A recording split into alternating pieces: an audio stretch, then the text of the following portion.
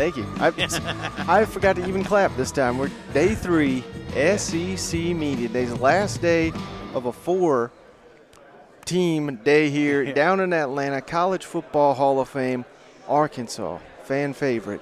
Yeah. Georgia, got them covered like them dogs. Florida, who now they love me because I got them second in the East. And, of course, the state that I'm no longer welcome in, Kentucky. Yeah. A great foursome today. You know what? Absolutely. People are tuning in to see if you got your ass kicked by Will Levis today.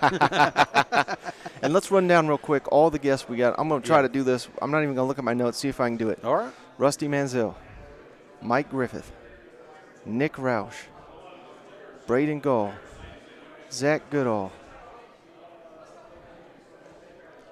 I don't know. I felt like we did 10. So. Oh, Ty Richardson, of course. Oh, How can we forget old Ty there? But, man, we were just locked and loaded with guests after guest after guest. Yes. Chris Marler. Oh, my God. I forgot about the Marler man.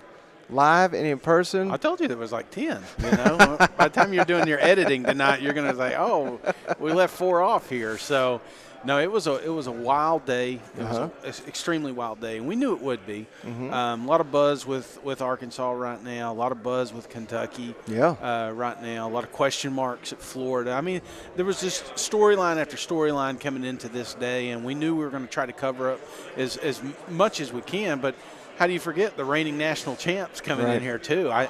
It was a wild event, and it was man, I'll tell you what, it was we're just on fumes, man. One thing up here in the media, they don't have any caffeine. You know what I'm saying? Like everything's a half a mile away, which blows my mind. They should have a coffee pot over here because you need it. You know, about 4 or 5 interviews in, you're like. But let me ask you about the 4 teams we do got here. We're going to break them down individually, but I think each fan base has got a ton of reason for optimism. Absolutely. With all 4 of these. Georgia, you got, like you said, the reigning national champions. And, you know, I went into this overlooked Georgia. People were saying they were overlooked. I'm like, what the hell are you talking about? Yeah. But I'm starting to see it. I'm starting to see it with what Kirby had to say, Stetson and all these rankings. Yeah. Hell, we all know Kentucky. We don't have to rehash that, but Kentucky fans, they got belief they can contend for Atlanta. I know Florida, most of them think I'm crazy by putting the Gators so high up there, but there's room for that for sure.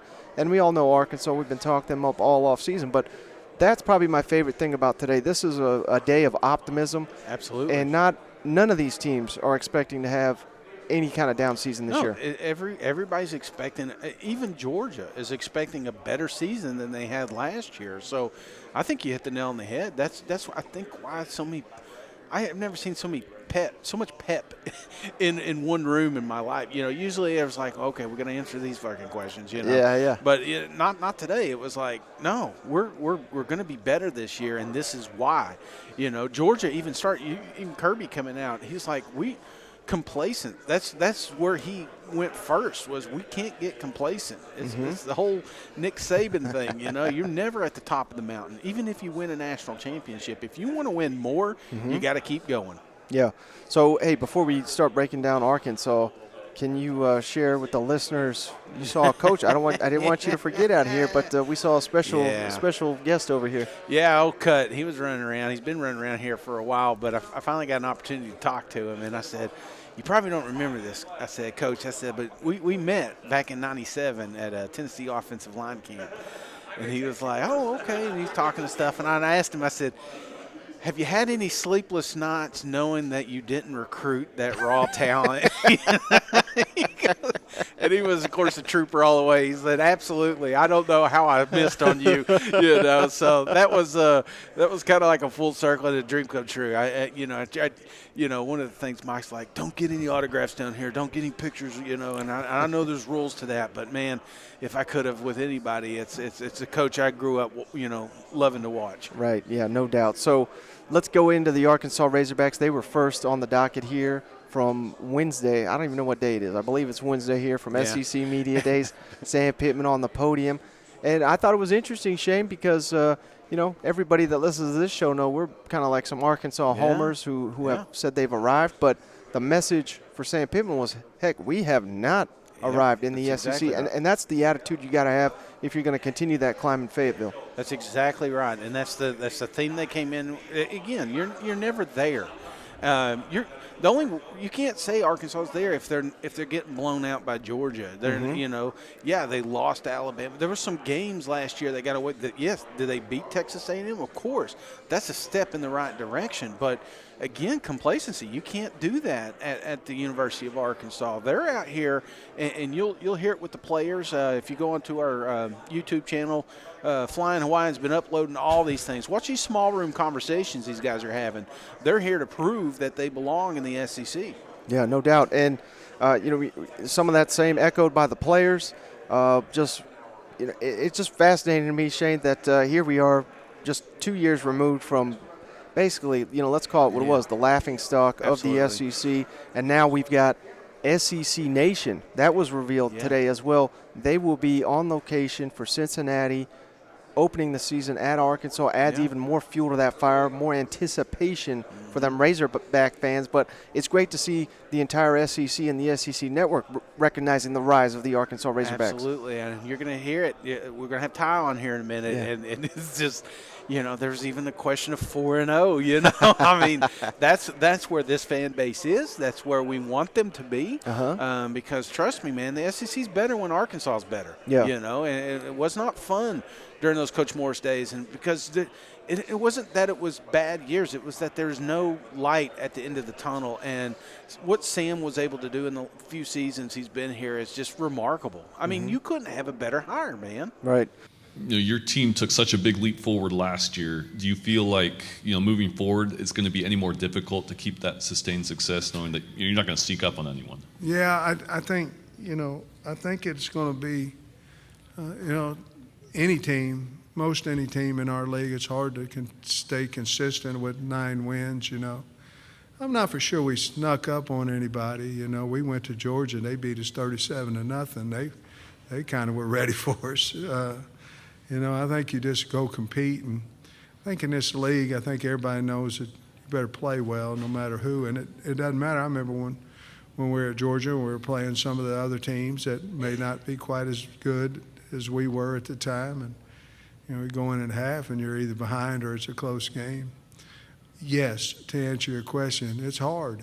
And it's hard to go from 6 wins to 9. It's certainly harder to go from 9 each win you go up is harder, and it's harder to maintain. And especially in the SEC, and no disrespect to the East, especially in the SEC West. And then they add the college football playoff team and a BYU who's 21-4 over the last 2 years and been waiting to the top 20. You got yourself a schedule. So, listen, I love it at Arkansas. I'm not complaining one bit about it. We're the University of Arkansas. We'll go compete. My first question to you, can you just talk me through that game in November in Bryant-Denny last year, the fact that your team not only competed with but almost beat Alabama? And can you speak to just the confidence that gave your group moving forward into this season? There's a big deal in believing you can do something before you can do it. I think that's with life, anything.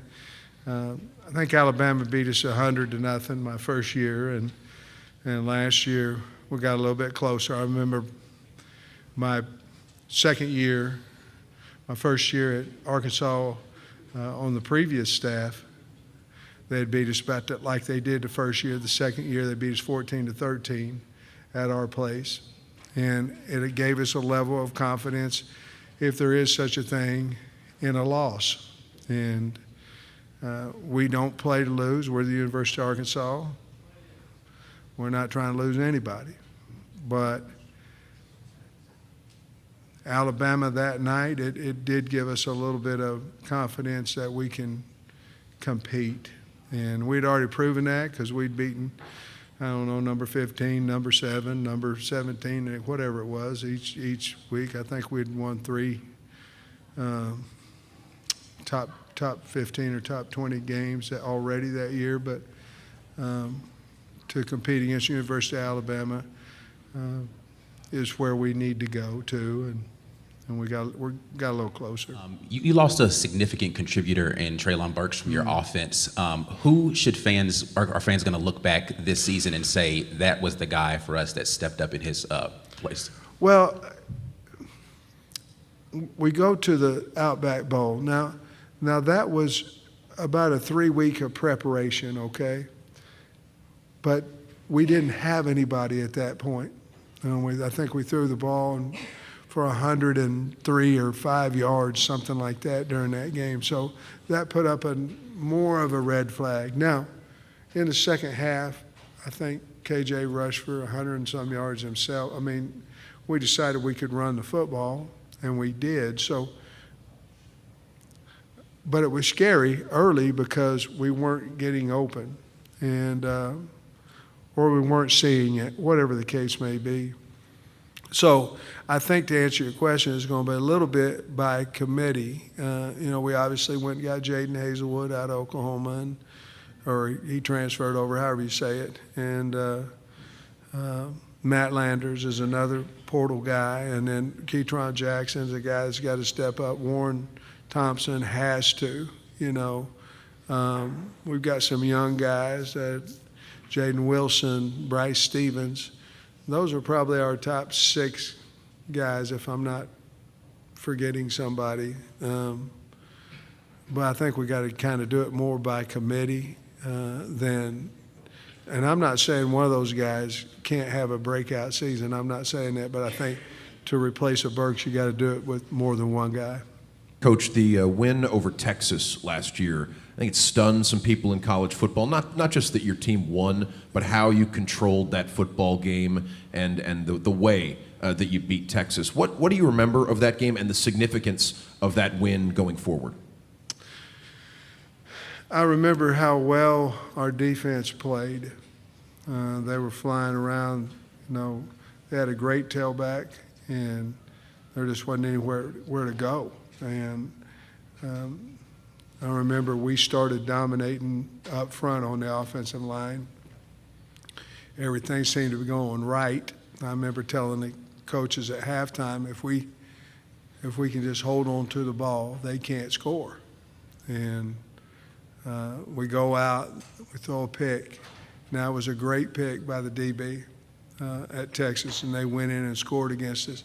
The great thing about that is we went down the field and answered maybe 2 or 3 times in a row after that. Rushed for over 300 yards. That's our ball. Now, there's games when we don't rush for that, but that's what we're trying to accomplish. That's how we win games, physicality of the offensive line, running backs, and certainly our quarterback. So at the end of the game, I remember the police officers telling me we can't go shake hands because the crowd's going to go crazy out here. It's going to be unsafe. I said, well, I'm damn sure going to go shake the man's hand. And we did. And I'm here, so it must have been okay. The hog statue on your property, can you explain the backstory as to what led to that? And was that before or after you knew you had a new contract coming? Oh, I like that last pitch. The hog statue, I bought the marlin house. This big old marlin. Had a big marlin over here. Had a guy catching the marlin over here. It's kind of a peninsula. It comes down in the water. Guy over here, he like this, and he was hooking the marlin on the other part of it. Well, we bought it. Jamie and I bought it on August 1st, and August 3rd, the storm came through, knocked the marlin down. Marlin shot water into the lake. So my mind went to a slobbering hog. Insurance company came through. Brandon White was the guy I called about the hog, and he made it into. I just thought the hog was going to be out there. This thing's incredible, to be honest with you. But he's got lights on him. He's got red, whatever color lights you want.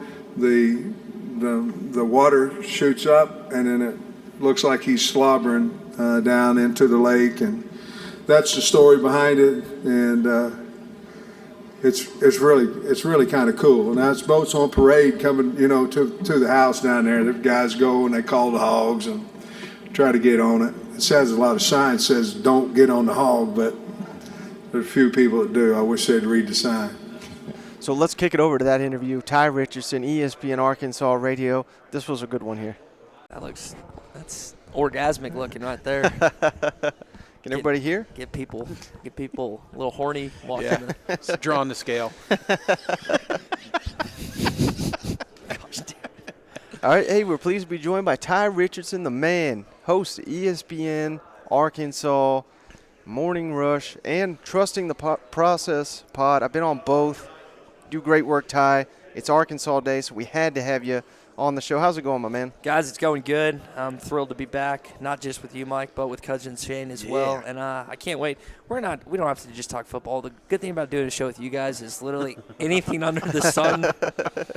Everything's free game. Everything's free game, baby. What is it like covering the greatest coach in the SEC? You know, I mean, if we had a segment and I kind of went. You know, there was a lot of people talking about if you could have a beer with anybody. Yeah. Sam Pittman was number one. I mean, what is it like covering that guy? I think it's entertaining. I thought he did a good job today with his monologue and the questions that he answered. And I just think Tennessee, as we talked about earlier this week, Tennessee and Arkansas are very similar. They want a guy that's the head coach of their football, basketball, baseball team that wants to be there. Mm-hmm. There's no mistaking that Sam Pittman wants to be the head coach of the University of Arkansas. It's very easy to get along with. He doesn't like draw a moat around his lake house. Like, he's got a big bleeping hog in front of him, man. You know exactly who that is. And the fact that he keeps coming back to, my wife's going to kill me if we ever move out of state or if I take another job. I think that Arkansas, and you got to win. You can't just say that stuff and then not win. Right. But there's a competitive nature and a toughness factor. Most Arkansans, whether they're blue collar or white collar, they probably had to work their way up. There's not many trust fund babies in the state of Arkansas. Right. They've got that approach, and Sam seems to have that too, and I think that's why people really admire and flock to him. Now, I know a lot of Arkansas people that hate Texas. They hate LSU. Oh, yeah. But you're well documented. A&M is your least favorite of the Arkansas rivals in football. I would love to get on with Olin and whatchamacallit, and Billy, and just say, A&M's going to start 0-3. Like you were telling me earlier this week, I think.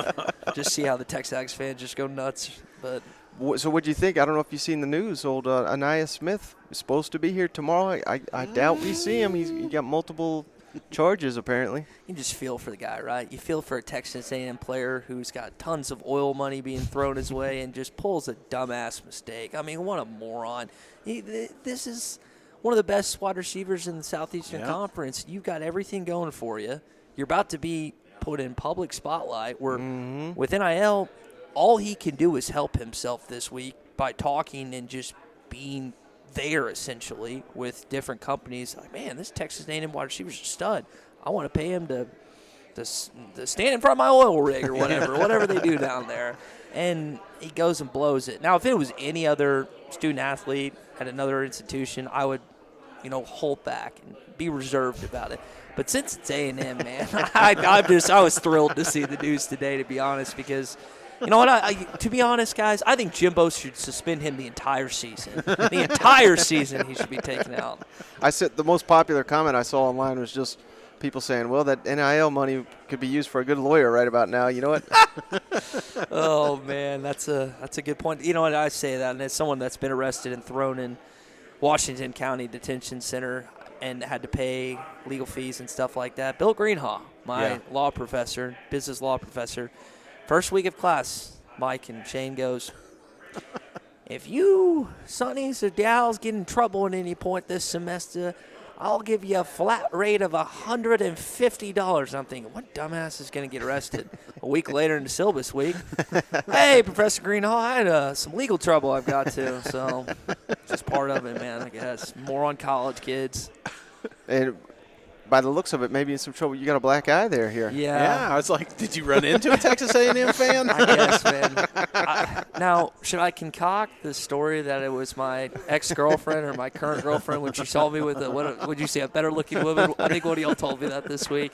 No, just playing pickup basketball. And, when you pump fake and the guy behind you jumps. Well, the guy that was coming to defend me was smaller, so he went for what he thought was the ball. I didn't jump, and then bam, just got his elbow right in the eye. It was worse last week. Luckily, it's toned Butch down. Jones does too. Yeah. I should have had a better story made up. That's on me, honestly, fellas. I got to hand it to you, Ty. We've had a number of interview requests. We've been doing them all week, but you're the only one that asked for an interview and a FaceTime call. It was to your brother, so that was a treat. It was kind of cool getting asked to do stuff like that, and actually, I always think about how lucky we are that we have people that listen to us, because without the fans, there is no show. So I just want to say thanks to your brother, man. Let's give him a shout out. What's his name? Joey.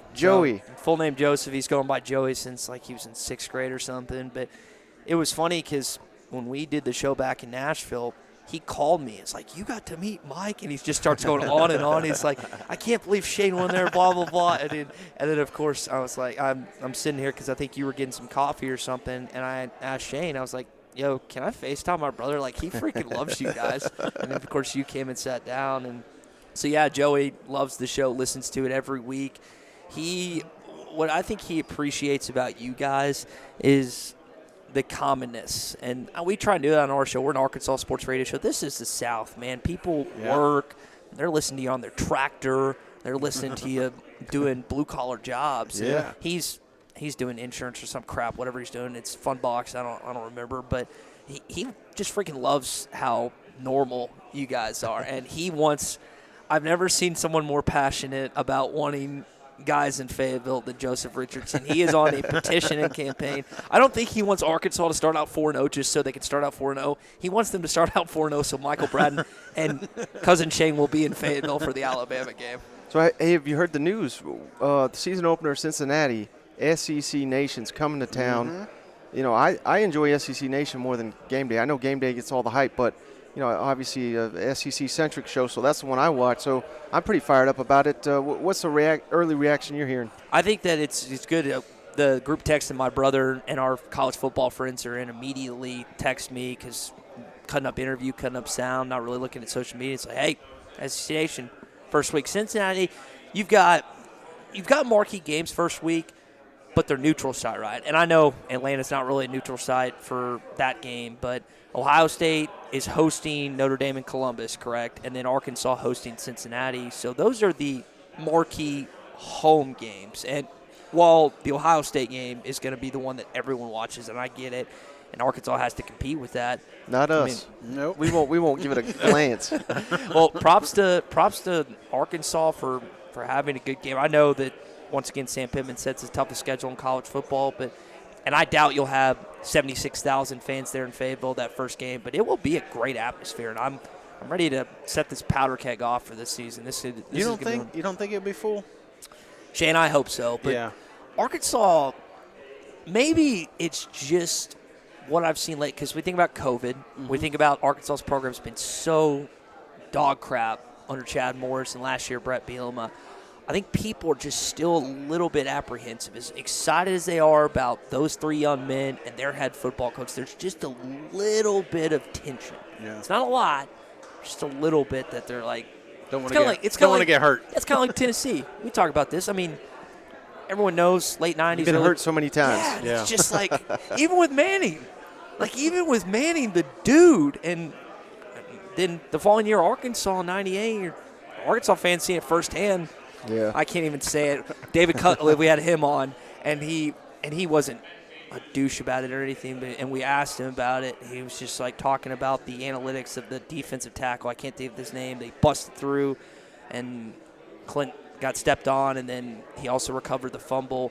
I mean, I could feel the pain of Razorback fans coming out through our speakers, and like PTSD. Yeah. My brother's got a pod for that. It's funny because a couple of years ago, I had 3 steps on the back porch, and that's important because at that time I thought I had 2. And then I realized real quick as I'm carrying this gift, it's Christmas Eve, I'll never forget. I'm carrying this huge-ass gift down, and my body I tensed up. I fell down. I broke bones. I mean, it was a bad fall. But ever since then, man, I can't go down steps the same, you know. And I always think about that with Tennessee football or Arkansas football. It's like you want to just we've made it, we're here, but in the back you're like, but we could always, screw this one up, and that's what I'm just wondering. The vibe from Arkansas, is it, because that's a question that we kept hearing in the main room, is do you feel like you're here? Do you feel like you've made it?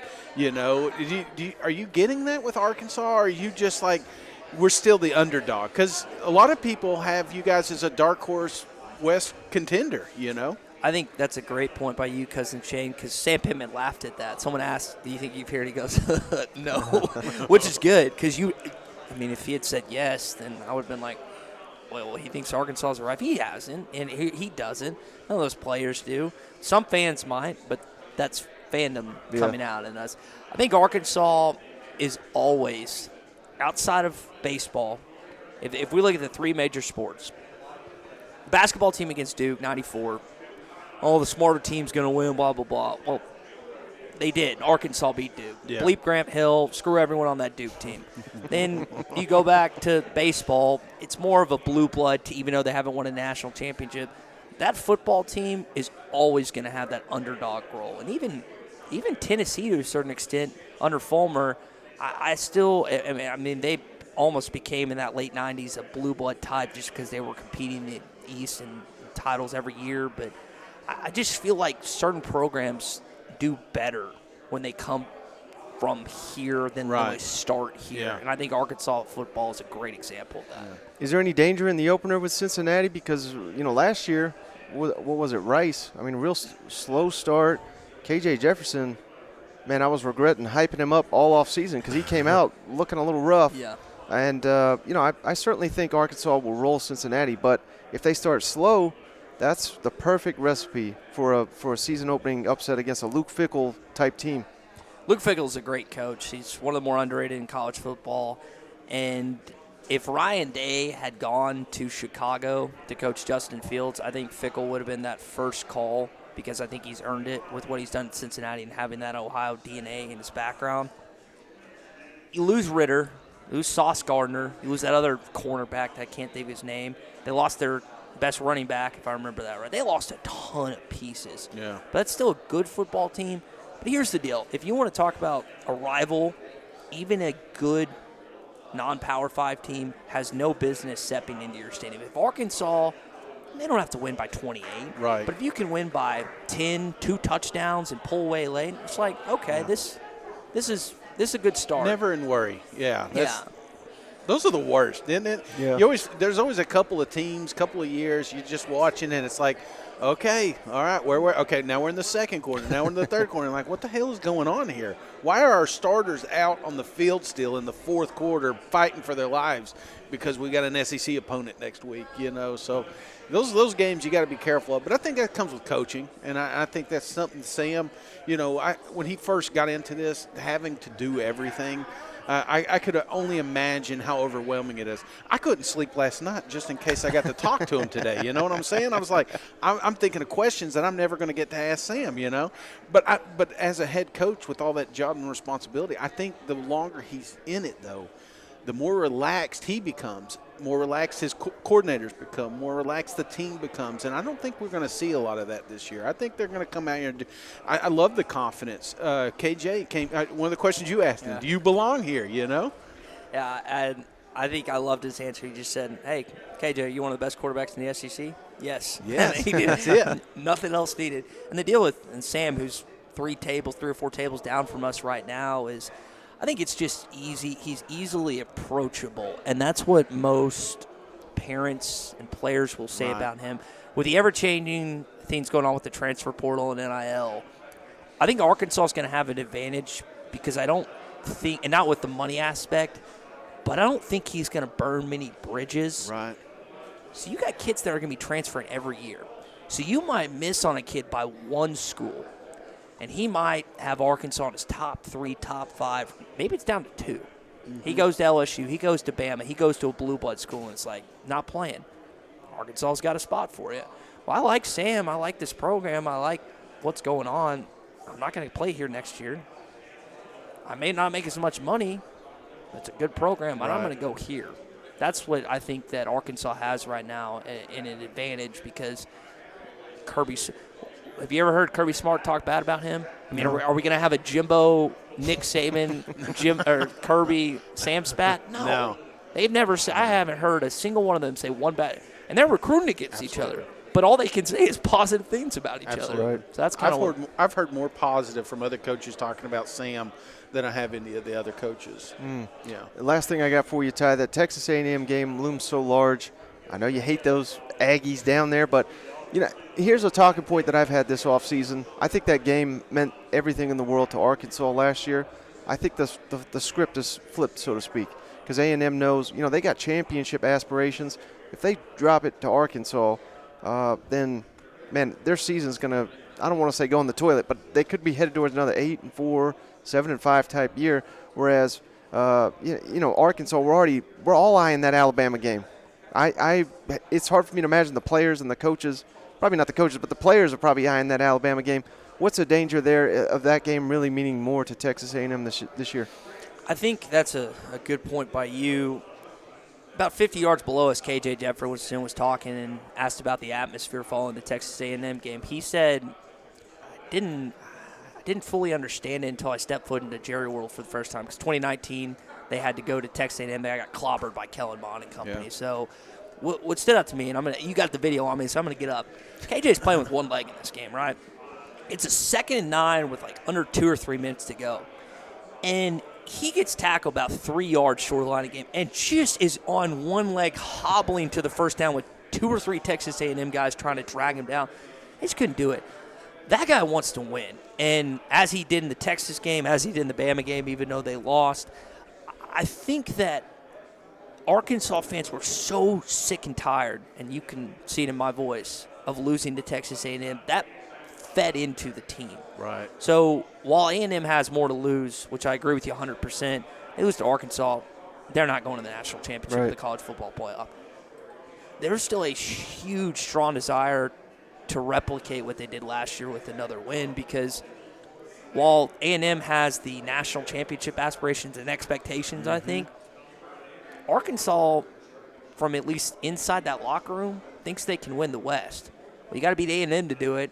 And then, oh, by the way, we've talked about many times, Bama's coming to town, so that they know that if you win that Bama game and you start 4-0, those guys are so used to playing in outside of last year, terrible atmospheres. COVID, a couple years before they sucked.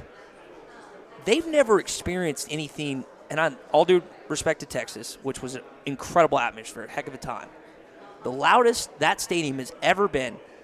Ask a 90-year-old who goes to games for 60 years. Ask a 15-year-old that was at his first game. That game against Alabama in 2010 was the loudest it's ever been. Not the loudest it ever will be, it's ever been. So that's what's on the line, is getting back to that point where you can set yourself up with a top 10 matchup like it was in 2010. And you're just smiling over there, and I'm just thinking about it. I'm just thinking 4-0. I mean, Arkansas would explode. We would never get on your show. You know what I'm saying? Oh, shut up. You're always welcome. You'd be like, who are they again? No. Well, Sorry, I got Paul on the phone here. We got lucky with Brad Nessler, and I was asking him yesterday because he got a text from Justin Moore, Arkansas country artist, and just said WPS. They started 4-0. Kind of the bag deflated when you get creamed in Athens. Yeah. And Kirby called off the Dogs. Give credit. That game could have been 50-0, but he called off the Dogs. Now you get to come back home if you start 4-0 against a team you hadn't beaten since 2006, against the best player in college football. And maybe the two best players. You bring that up, too. You can tell I'm shaking right now just talking about it. Hey, before you go, Ty, tell the audience where they can find you in all your outstanding work. Thanks, man. HitThatLine.com is where our show airs from 6 to 9 Central every single weekday. Also on Twitter, Facebook, YouTube, Twitch, doing all that. The Morning Rush is the show I host that Michael's been on. I think we have to do dual interviews now with both of you two. And then also Trusting the Process, which Mike's been on. Mike's was great, by the way. Acting, all this other, like the Hollywood stuff, all this stuff that I had no idea about his past. And it's a great interview. So, yeah, and this has been awesome, man. Again, thank you all so much for talking with Joe earlier this week. He Absolutely. freaking loved it. Thanks, man. You got it. Appreciate it. Next on the docket, Shane, them Georgia Bulldogs. Yeah. I mean, they're from Athens, but this Atlanta feels like this is home to them. And you sense that from the Bulldogs coming in here confident. got some cockiness too. Yeah. Kirby Smart, I mean, Even the media got a little swagger to them. I think they had the nicest suits here today. Yeah, no doubt. I felt like Kirby was calling me out specifically for all these quarterback rankings lists that have Stetson so low on the docket. Yeah. 7th-year senior here, coach on the field. But I was a little surprised. I guess I shouldn't be, but the reigning national champions, you think they come in here with their pats on the back and everything's great. But no, it's almost like he's taking that Nick Saban approach. What's the one thing they're criticizing? Let's hammer this home because we're here to stay, and this is not a one-off. We're here to repeat in the East, repeat as national champions. That's right. There's no such thing as a perfect team. Right. And a lot of times them kids can get that in between their ears. They start reading the clippings. They start looking at them NIL deals, and they think they've arrived. Maybe they don't work as hard in the offseason because they feel like they don't have as much to prove. That's where Kirby comes in. That's where this staff comes in and hammers home the idea that they're the underdogs again. Here, come, you know what I'm saying? National champs, a lot of returning talent, including the quarterback, and you're just like, yeah, you're not going to be picked first to win in the SEC. That's what they're taking back home, and that's what they're hitting the locker rooms with, and that's why this propaganda is going to help the Georgia Bulldogs come away with another great season because of the leader and the direction. That's the first thing he said when he got here. Right. And do you buy it also? I love the fact Kirby was talking about this is a hungry team. And you could sit here and say, well, how the hell are they hungry? They just won the national championship, but they have to replace so much. Exactly. But it's not a covered bear situation. They haven't even ventured out to the portal because they haven't had to.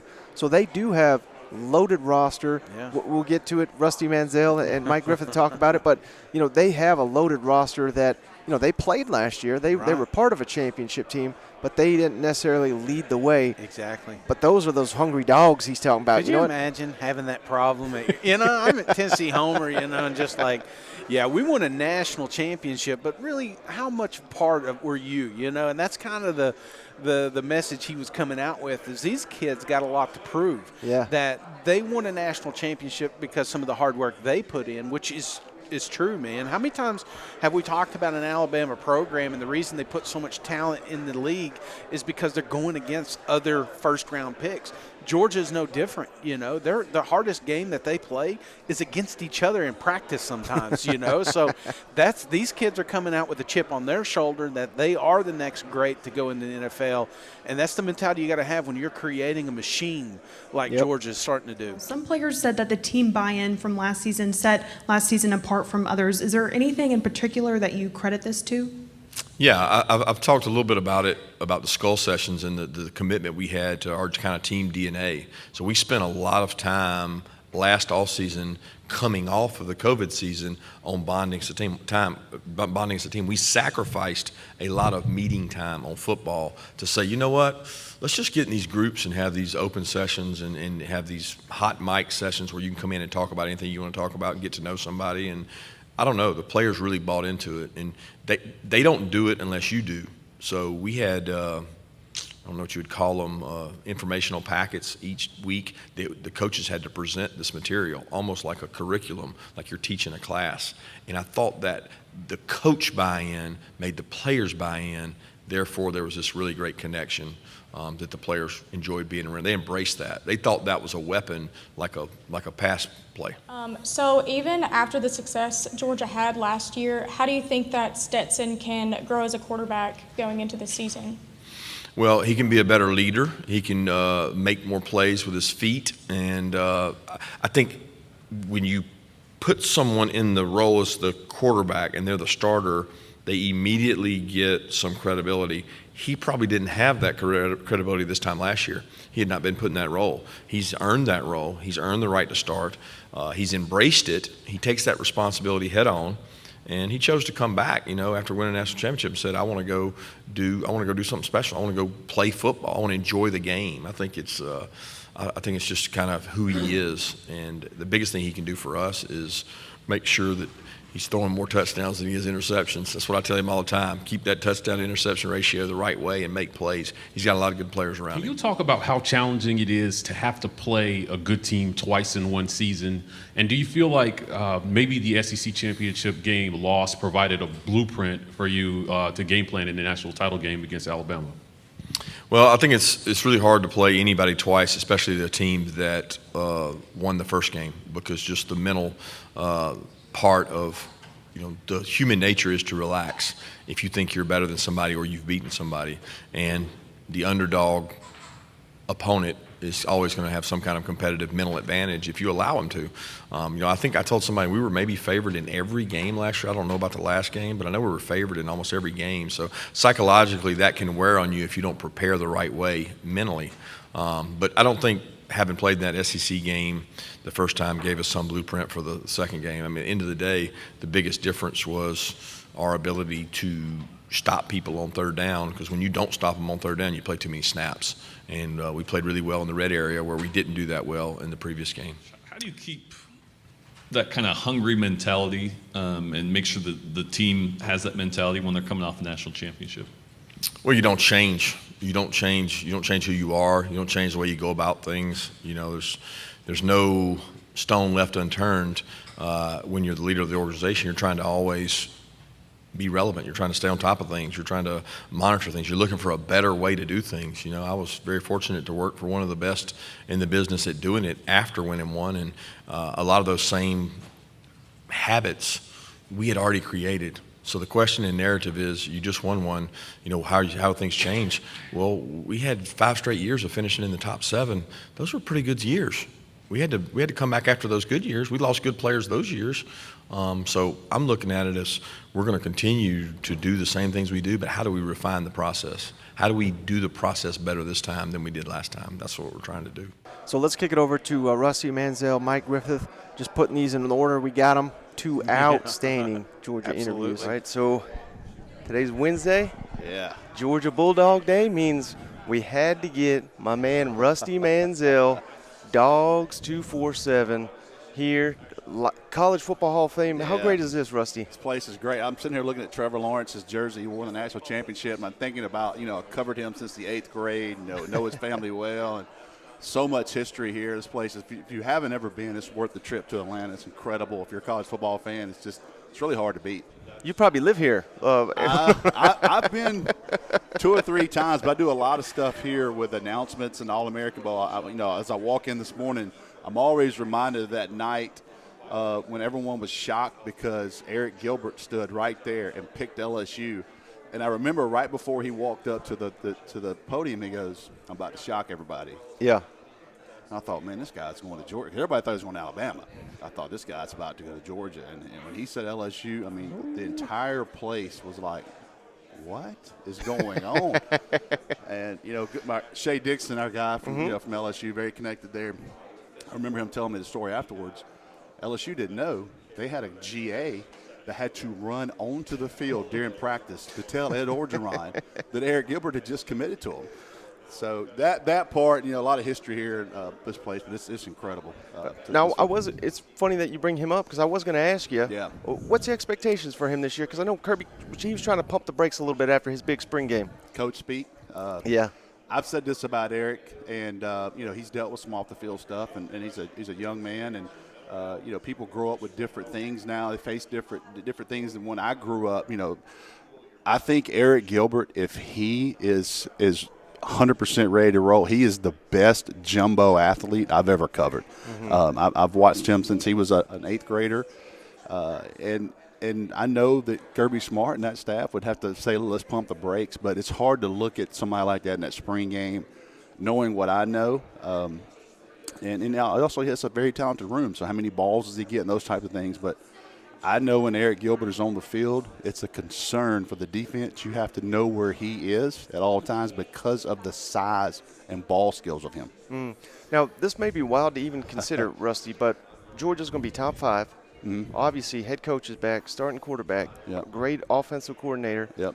A lot of I know they lost a lot. Yeah. But is Georgia, even as a top 5, are they being overlooked because everybody's looking at Alabama and Ohio State as the 2 playoff contenders? Possibly, yeah, but because it's going to be so much dominated Alabama, and rightfully so. I mean, they're absolutely loaded. Then Ohio State, you got a superstar in C.J. Stroud and all the guys back there. But I think Georgia is so different this year because I expect the offense to really be explosive. I mean, they got so many players there with Stetson Bennett another year. People we could talk a whole hour on Stetson Bennett.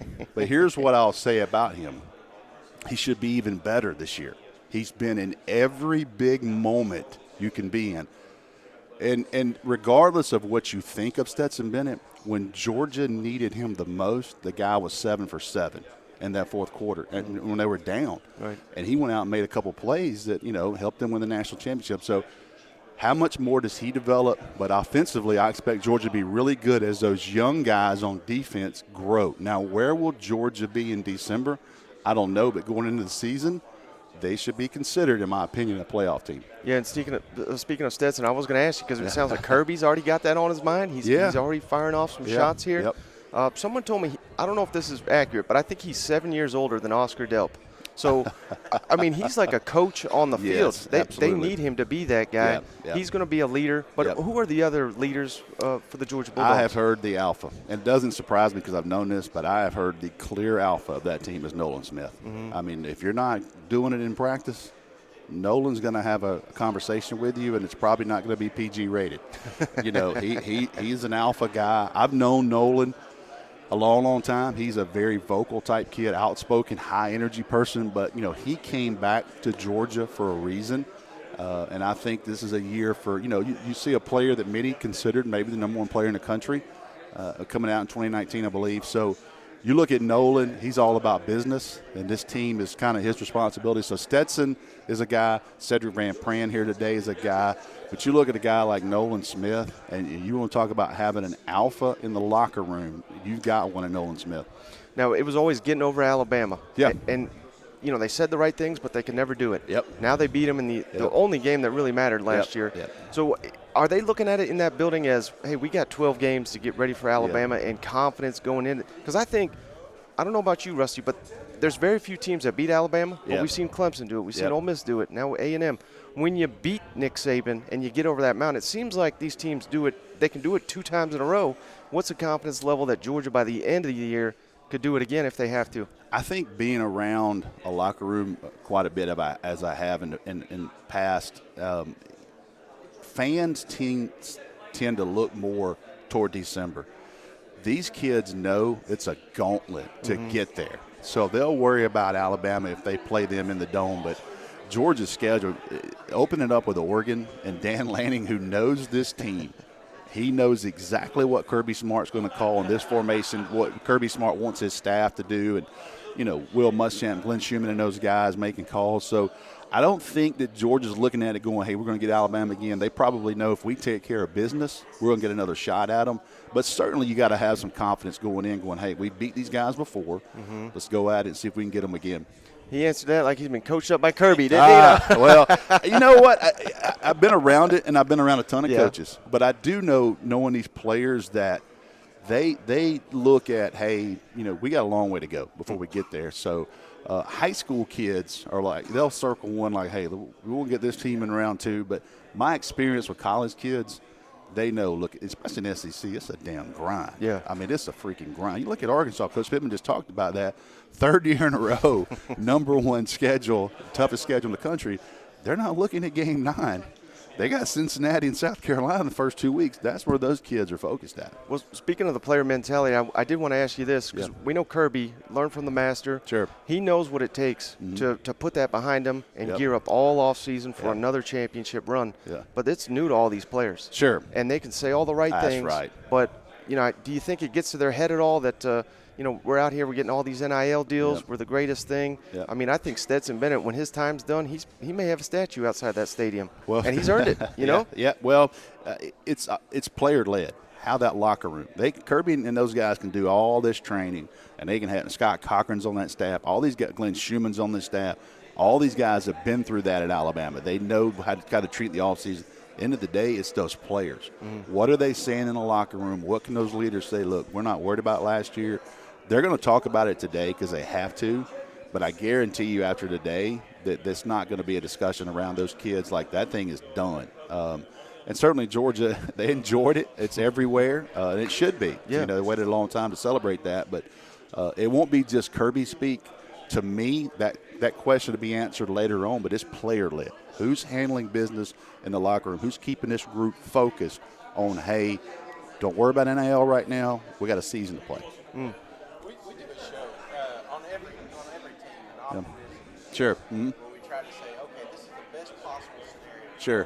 One of the last teams that would have done it in Georgia because it seems like a waste of time. But I want to ask you, when you're looking at this schedule, is there a team or two teams that you're like, be careful with this program? I think two teams are Kentucky and Tennessee, and I think that Georgia has handled Kentucky pretty good, even though they've been a lot better. But I think Tennessee, with Hooker coming back, a second season under Josh Heupel, I think you look at them because they're such a different dynamic. And I actually went back and watched a little bit of the Ole Miss game and a little bit of the Georgia game. There was a lot of cramps on the defensive side, and I'm sure that Josh Heupel in the offseason tried. I don't know how you fix that, but you look at the Ole Miss game, they set the world record in the history of football for cramps. Oh, we were there. We were there. You know what I'm saying? I'm like, man, this is a little cool for the cramp season, but you got to do something different, and maybe that's what teams are doing because Tennessee is so fast, and they create such an issue for you. And now you got a quarterback in his second season in this thing. I think somebody picked Tennessee to beat Georgia the other day. It might have been Brad Crawford. It might have been one of our 24/7 guys, and it caused a stir on my board. And I thought, I'm not picking Tennessee right now, but I'm telling you right now, that game's going to be one to watch because of the pace of Tennessee and how much better they are in year two. Sure. Yeah. Suffering a long time. But when you're watching the balls, Sure. there was a couple of teams, Alabama and Georgia, that Yeah. didn't have the cramps. Yeah. It was almost a pride thing. Like, we don't Yeah. Yeah. to stay in that type of game. You think that sneaks up to them in that regard? Listen, coaches, they'll never say it, but any advantage they can use, they're going to use it. And don't think a couple teams didn't have some cramps against Tennessee. And I know if I'm Heupel, I'm raising you-know-what in the offseason, like, here's the tape, man. And 4 plays later, this guy miraculously is pressuring my quarterback. Right. He couldn't breathe. They life-flighted him off the field 2 minutes ago, and now he tackles my back for a loss, I don't know how to address that, but I know that coaches will use any advantage they can get within the rules. And Tennessee creates a different scenario because it's so fast-paced. I mean, people talk about running. You want to run so many plays. You want to get the line of scrimmage. Hugh Freeze was big with that at Ole Miss, and it took Alabama, and they beat Alabama twice, with that fast-paced deal. So Tennessee is a team I'm interested to see if they take that next step, and I do think they will this year. But when Georgia faces Tennessee, I think that's the game in the regular season. I want to see, hey, can Georgia handle that, seeing it the second time? It's almost, to me, like a major league pitcher. You see that guy one time. Now, what's the scouting report next time you face this guy, My last question here is, there's a lot of sexy names down there. Yeah. There's a lot of, we're talking about them all day. Sure. But at the end of the season, it seems like there's always 1 or 2 players in Georgia's roster who just pops, and next thing you know, we're talking about the next great Bulldog. Yeah. Who is that person for these guys? I think a guy that obviously was a heavy recruit. Tennessee was involved with him at one time. Ingram Dawkins is a defensive lineman out of Gaffney, South Carolina. Actually saw him practice in high school, and he was kind of a young, baby-faced kid. He wasn't going to play last year because of those, freakazoids they had on the defensive line. When you're playing behind Trayvon Walker, you're not getting a lot of bump. You know what I mean? But it sounds like a year in the weight room, what he's done. I think this is a guy that's going to take the next step. And I think as we look forward, if we fast forward next year, we're sitting at this table like, hey, that guy was hell on wheels as a young defensive lineman.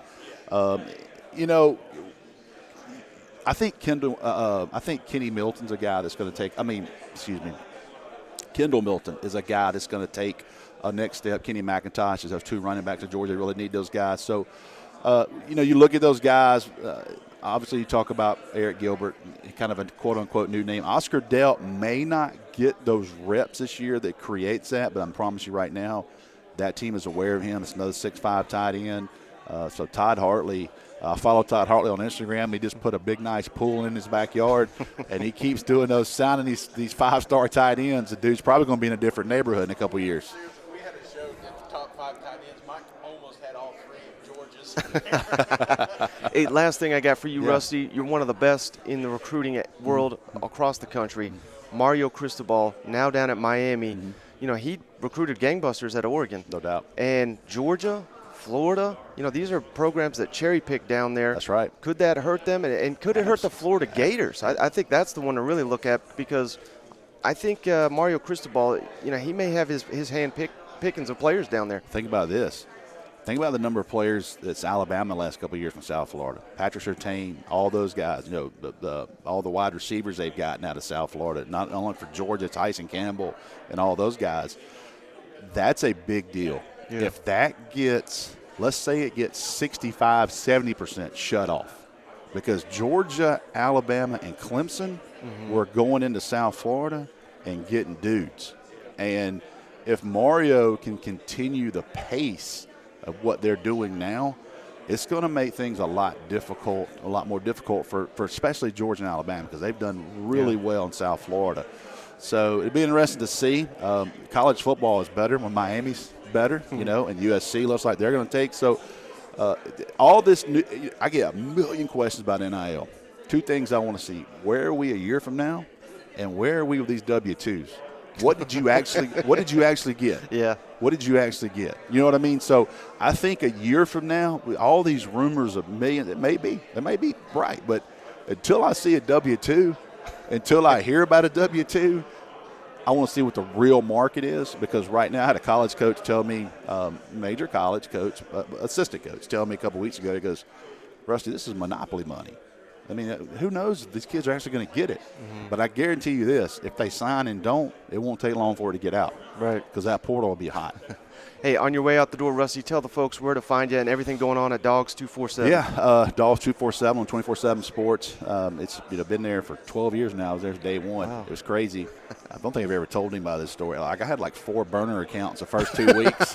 I'm having conversations with myself. You know, I'm like, hey, Rusty, what about this guy? Well, he's great. I really like him, you know. And so those days are way gone. You know, now I have like family members post, hey, man, y'all post on the board day. Just give me anything. Good buddy Gentry Estes. We started the first day, and I remember going, damn, that was kind of slow. But those days are long gone. It's a massive, massive site. And, you know, anywhere on social media, Mansell 247. And high school football, I love high school football in the state of Georgia, so I get to do just – crazy as it sounds, I'm doing 35 games on TV, and you're keeping it in the family. Your daughter's in it. My daughter, right? Yeah, Kaylee's helping you. It's funny. She's in L.A. right now doing a training thing with the L.A. Chargers, and she's so pumped. She'll be passing you up before you know it. I told her, I said, listen, now, I got to pay for your wedding. If you take my job, it's not going to be open bar. I can promise you that. It might be a 6-pack of coolers in the bag, but if you want open bar one day, you can't take Dad's job. So she's enjoyed it. You know, I have never made one call for her. You know, really? She's done this on her own, and certainly I'll help her in any way I can, but she's carving her own path. Very, very proud of her, and look forward to it. Thank God she's a lot prettier than me. So she's got the face for TV for sure. Well, thank you very much, man, Russ. Appreciate we'll cut it right there. All right, well, I'll get you going. I don't want to take up all your time here, but Mike Griffith, of course, Atlanta Journal-Constitution's Dog Nation here. Yeah, man. Here for Wednesday. You're here all the days, but all week. Yeah. Wednesday's a big day, of course, for you with Kirby and the contingent there from Athens. So, did you learn anything new from what you heard today? Not really. I mean, you know, Kirby's hungry. I mean, and a lot of times teams take on the personality of their head coach, and you could tell how motivated he was. You know, making sure, hey, complacency is not going to be the issue. The issue is going to be inexperience. And, you know, but that's a challenge. I mean, let's not take that lightly. I mean, yes, there is a lot of talent, but as Tebow said earlier this week, it's easier to replace talent than leadership. And the fact of the matter is there were 18 different guys that were game captains last year, and only 4 of those guys are back. You lost 15 guys in the NFL draft, 5 first-round picks. You lost 13 guys to the portal, 4 of them former starters. I mean, that's a lot of attrition. Kirby lost 4 out of his 9, 10 assistant coaches. So a lot of attrition, a lot of newness. There's obviously a model in place, a template in place for success. But until you go out there and do it, it's challenging. In the schedule, you know, while I think it's a little light in the SEC on the front end, I think that Oregon game, it's tough. And even if you beat Oregon, other teams are going to have the opportunity to see how Dan Lanning, who knows your personnel better than anyone, chooses to defend you. So a blueprint of sorts that other teams can build off of. Any surprise that Kirby mentioned, the Stetson Bennett and the rankings and everything? It's almost like everyone's going to pick him to win the East and come back to Atlanta to face probably Alabama. But it's almost like he's picking at those minor cracks in the armor there. Well, yeah, I mean, Kirby wants to maintain that underdog role. You heard him say today, we're not going to be the hunted. We're going to be the hunters. And the way to stay the hunter is to maintain a chip on your shoulder. Yeah. So you look for headlines like that. And if you want to serve it up to Kirby Smart that Stetson Bennett isn't one of the 5, well, let's be honest. He's not one of the 5 best quarterbacks in the NFL. In terms of NFL value, in terms of if they went to the combine, but he doesn't have to be. Right. He doesn't have to. He does what he's asked to do. He's efficient. The efficiency numbers are off the charts. How are you going to defend 3-4 tight end sets with the talent they have there? Speed on the perimeter. I like the running backs even better. And Stetson he's going to be 25 years old in October. I mean, this is a grown man. So and when he's not on the top 5, like people say, well, I'm sorry, but this is a really good year for quarterbacks in the SEC. Listen, Will Rogers, some people say, isn't in the top 5. KJ Jefferson, some people say. So I think you're splitting hairs, or people are splitting hairs if they want to get bent out of shape about that. I mean, the reality of it is Stetson has never started the season as the starting quarterback, and the other reality is he didn't have any other scholarship offers from any other teams. But instead of complaining about that, to me, I look at it that makes his story so much more special and unique that in spite of and in lieu of, and maybe he isn't the biggest, but you know what? He scrambles, he makes plays, he's clutch when he needs to be.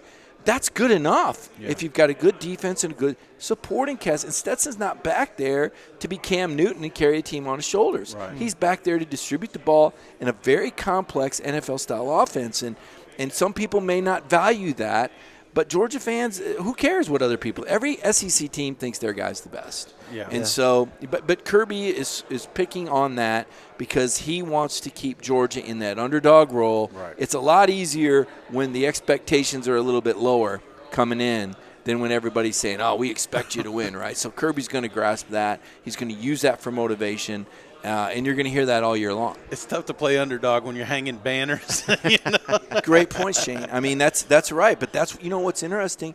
That is where Georgia's at. Right. And part of the reason why is because I didn't think Georgia got nearly the amount of credit that they deserve going in. The USA Today last year didn't have any guys on first team on offense or defense from Georgia before the season. I mean, Jake Camarda was the only first teamer. The number 1 overall draft pick, Trayvon Walker, was a third-team pick here last year. 2 of those first-rounders, Devontae Wyatt and Quay Walker, they weren't first, second, or third team. Right. So this Georgia team, I don't want to say that they didn't have any credit going into last year, but Alabama was the pick, and Alabama was the talk. And Georgia really didn't become the story until the second half of last season, I didn't feel like. Absolutely. Not only that, but Clemson was favored to beat him in the opener, if memory serves. So fantastic football game. And let's not, that game kind of people downplay. If Georgia doesn't beat Clemson, they don't get a second chance to play Alabama. Now, I don't know if you've heard this, but there are not a lot of people picking it, but I believe someone on Feinbaum went on and said Tennessee picked to win at Georgia, and we got some Georgia fans riled up on that. I know that's a program you know well. You covered them as well. What are the odds that actually happens, even though I know that's late in the year? Well, preseason odds and game odds are, right now Georgia's favored by double digits over everyone on their schedule right now. Right. But does Stetson stay healthy? Does Brock Bowers stay healthy? Does Jalen Carter stay healthy? Does Jamon Dumas-Johnson, the Mike linebacker? Does Christopher Smith? You've got 5 or 6 guys there that you really can't afford to lose, in my opinion. And again, I say can't afford to lose, but we're talking about championship standards. I mean, Georgia could lose 5 or 6 guys and still win 11 or 12 games. But that's not where the program's at now. We're measuring Georgia as a national champion. These are guys you can't afford to lose if you want to win another national championship. Right. So I'll put that into perspective. I heard Takeo Spike pick South Carolina to beat Georgia in Columbia the third week of the season. Tennessee coming into Sanford State. We've seen it before, Michael. We saw it with Butch Jones and Josh Dobbs' Hail Mary to Juwan Jennings at Kirby's first year in 2016. So it's not unprecedented. We saw an unranked South Carolina team coached by Will Muschamp in 2019 knock off a top 5 Georgia team. So Georgia, prior to last year, had kind of had a history of a regular season stumble, whether it was Auburn in 2017 or 2018 LSU, although it turned out Joe Burrow wasn't too bad of a quarterback. 2019, the South Carolina game. 2020, The loss to Florida, albeit without Jordan Davis and Richard LeCount after their injuries. So could this be a year where Georgia loses an SEC game? I predicted that they would. Now I don't have one team circled, but I think you look at Oregon, you look at Tennessee, you look at Kentucky, you look at South Carolina, you look at Mississippi State and Kentucky on the road in particular, and you say, could the Dogs have an off day and lose one regular season? I think they could. Now, that would still put them in the SEC championship game, and I think they'll be there, and I think Alabama will be there, and we'll have to see what Bama's got going on because, hey, if they lose Bryce Young, what's Alabama? If they lose Will Anderson, what's Alabama? So this conference is fluid, and it's so close. It's so close that losing one or two guys just changes everything. Florida should have beat Alabama in the opener. Right. Mm-hmm. If Dan Mullen beats Nick Saban in Gainesville on a 2-point conversion, we're having a completely different conversation today. And that all came down to a missed point at PAT. That's why they had to go for 2. So there we go. So a coach gets fired, and Alabama ends up back in a national title game. Gators win that game. Bama's not the West champ. Hey, well, speaking of Florida, I caught you on SEC Network this morning, giving a little ribbon there to old Billy Napier. Not a ton of respect for what he's accomplished there at Louisiana. Relative to Brian Kelly, which was the context of the question, was, these guys are going to be married at the hip. Who's the better hire? I said, you got a guy that's been at Louisiana 4 years, and you got Notre Dame's all-time winningest coach. Let me think about this. Okay. And I've got a lot of respect for Brian Kelly. I spent 4 years back in the Big Ten covering Michigan State from 2012 to 16. And what Brian Kelly is legendary in Michigan for what he did at Grand Valley State. A lot of people are going, what the hell's a Grand Valley State? It's in Grand Rapids. It was a 1AA school. He was a dynamo. And what he did there led him to Cincinnati, and what he did at Cincinnati was unprecedented. He brought Cincinnati into the BCS formula, and then he goes to I skipped over Central Michigan. He was outstanding there as well. So this is a guy that's won every place he's been. Now SEC's different, but he's at LSU, and we know there's resources, we know there's talent. How quickly can he put it? And I kind of feel like in today's day and age, it's not what have you done for me lately, it's what are you going to do for me next. Fan bases aren't real patient, and particularly at traditional powerhouses like LSU and Florida. People are going to be really quick to try to write off an outsider like Brian Kelly or to write off a young gun like Billy Napier. Do these programs, are they really going to have the patience to go 4 years with these guys if neither one wins their half of the division? Probably not. So it's almost like a track meet, and who can get out the fastest and get that momentum. And that's where I favor Brian Kelly over Florida because the SEC East, while not as dynamic as it's ever been, it's deep. It's better. Kentucky and Tennessee, I'm not going to say they will beat Florida, but they should beat Florida. Okay, based on what they have coming back. South Carolina, a little bit of a wild card with Spencer Rattler, but I think we all like Shane Beamer. Yeah. I think everybody likes the feel good, and can that style win? Do they have something special going? I don't know. Or is it a 2-6 team? I'm not sure.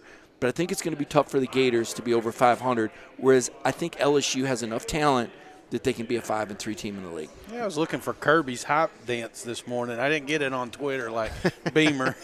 Wasn't that something else? He. You know what? I give him credit. Yeah. And look, guys. I've seen what Michael's done. Michael Bratton here has done such a tremendous job over the years. Michael, you'd admit it's about finding your niche, man. Yeah. I think you found it. I think you what you're doing is incredible. I think Sam Pittman fills a niche. Yeah. I think Shane Beamer fills in. Everybody's got to kind of find their role and their identity and what they do, and I feel like Shane Beamer's found something here. There's going to be a certain type of player that's going to appeal to, and we know South Carolina has the ceiling because Beamer pointed out in Destin that 2010 is last year with Spurrier. This is hard to believe. This happened. South Carolina beat Clemson, Florida, and Tennessee in the same year. Yeah. That's not. It's not like it's unprecedented. Right. It can be done. They've got great facilities there. Obviously, Clemson, it toppled them and dominated the state for a while. We're kind of wondering about Clemson. Clemson's a little staggered right now. They lost both their coordinators. Still, it's number 2 defense in the country last year. But you just wonder if DJU or the other quarterback works. Could this be a time when South Carolina, as they did with Spurrier, kind of takes back? And again, it's way too early to tell, but the possibilities are there. And getting back to the original point, Shane Beamer has found his niche in the SEC. Yeah. So you seem so high on the Gamecocks. Who do you got second in the East? Is it South Carolina this year?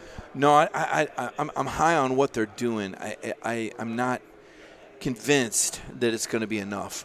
I think it's Tennessee and Kentucky probably both go 5-3. I think Gators in South Carolina, one's 3-4, or excuse me, one's 3-5, one's 2-6, depending on who you think's going to win that football game.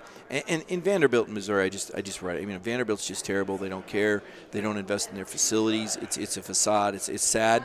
It's unfortunate. It's unfortunate that somebody doesn't call Vanderbilt on the carpet and say, look, you need to start showing up, man. You need to give your kids better facilities. You need to put some of this money we're paying you. You got to put it into your stadium. You're an embarrassment to the league. You're everybody's favorite road trip. Show some pride. Right. Do your student athletes in football better. We know you can do it. You've won in other sports. I mean, we're not asking you to be your bowling national champ, but look what you've done with baseball, basketball occasionally good. Football, and we've seen Derek Mason did it good. James said, we know it can be done. Jordan Rogers right down there. Jay Cutler. I mean, they've had some dudes. Yeah, they have. It can be done, and Nashville is a fantastic city that deserves so much more. They build a new stadium, and somehow Vanderbilt's not involved. That's worse than the road situation in Murfreesboro and South Nashville. Just poor planning. Do better, Nashville. Do better, Vanderbilt. So I'll tell you how I really feel in the next show. And now Missouri had a chance to get JT Daniels and couldn't close the deal. If they get JT Daniels, we're sitting here talking about Missouri. Yeah. Because they got some talent, right? Absolutely. And they probably would have got some other guys out of the portal. But they couldn't close the deal on JT, so he's at West Virginia, and Eli Drinkwitz is up here talking about tennis shoes and probably getting fired in 2 years. So I write off Vanderbilt and Missouri just right off the top of the bat. But those other four schools, to your point, I think they're all potential contenders. Last thing for you, Mike. Is there anything to, Georgia for so many years, and Kirby, if you could throw him in there, could not get over Alabama? Now, of course, they did it in the only game that really mattered last season. We've seen it in the past. Clemson, once they've been able to beat Bama, they've done it consecutively. Ole Miss, same deal. It's almost like a psychological thing where you can't envision it till you actually do it. Georgia's done it. Everybody. Well, not everybody, but probably 99% is going to be picking Alabama to win the SEC. Is there anything to that, you think, Mike, that Georgia's done it, they believe they can do it, they know they can do it, and they actually get it done by the end of the season? Yeah, I think there's a lot to that. And to your point, it involves buy-in, right? When the players believe that their coaches can put them in a position to win. And, you heard a lot of, Georgia players saying, the first time we played Bama in the SEC title game, we tried to do X, Y, Z and all this extra stuff. The second time we just simplified it and worked. Well, it's a little bit easier to simplify when John Mechie's not out there and Jameson Williams gets hurt in the second quarter. So how much of it was scheme? How much was it personnel? Agiye Hall drops a pass inside the 5-yard line. Conversely, Stetson fumbles back a point, touchdown to them inside his 20. I mean, it's a game of mistakes. But to your point on the psychology of it, I don't ever really feel like Georgia didn't feel like they could beat I mean, they had Alabama beat in 2017. Right. If the safety doesn't bite on Tua's lookoff, Georgia's your national champion in 2017. They were the better program. They won the SEC. Alabama backed into the college football playoff. Right. That wouldn't happen today. And I'm not saying it was right or wrong. I do think Bama was one of the four best in 2017. But the system's flawed when they get a bye and they don't have to play in the SEC championship game. Yeah. And Georgia beats the team that beat Alabama by 10 points, 28-7. Right? And none of that matters. In fact, Bama had an easier matchup against Clemson in New Orleans. Georgia gets shipped out to the West Coast against the best Oklahoma team that they've had out there the 21st century. So that was a rocky road. So I think Georgia was better in 2017.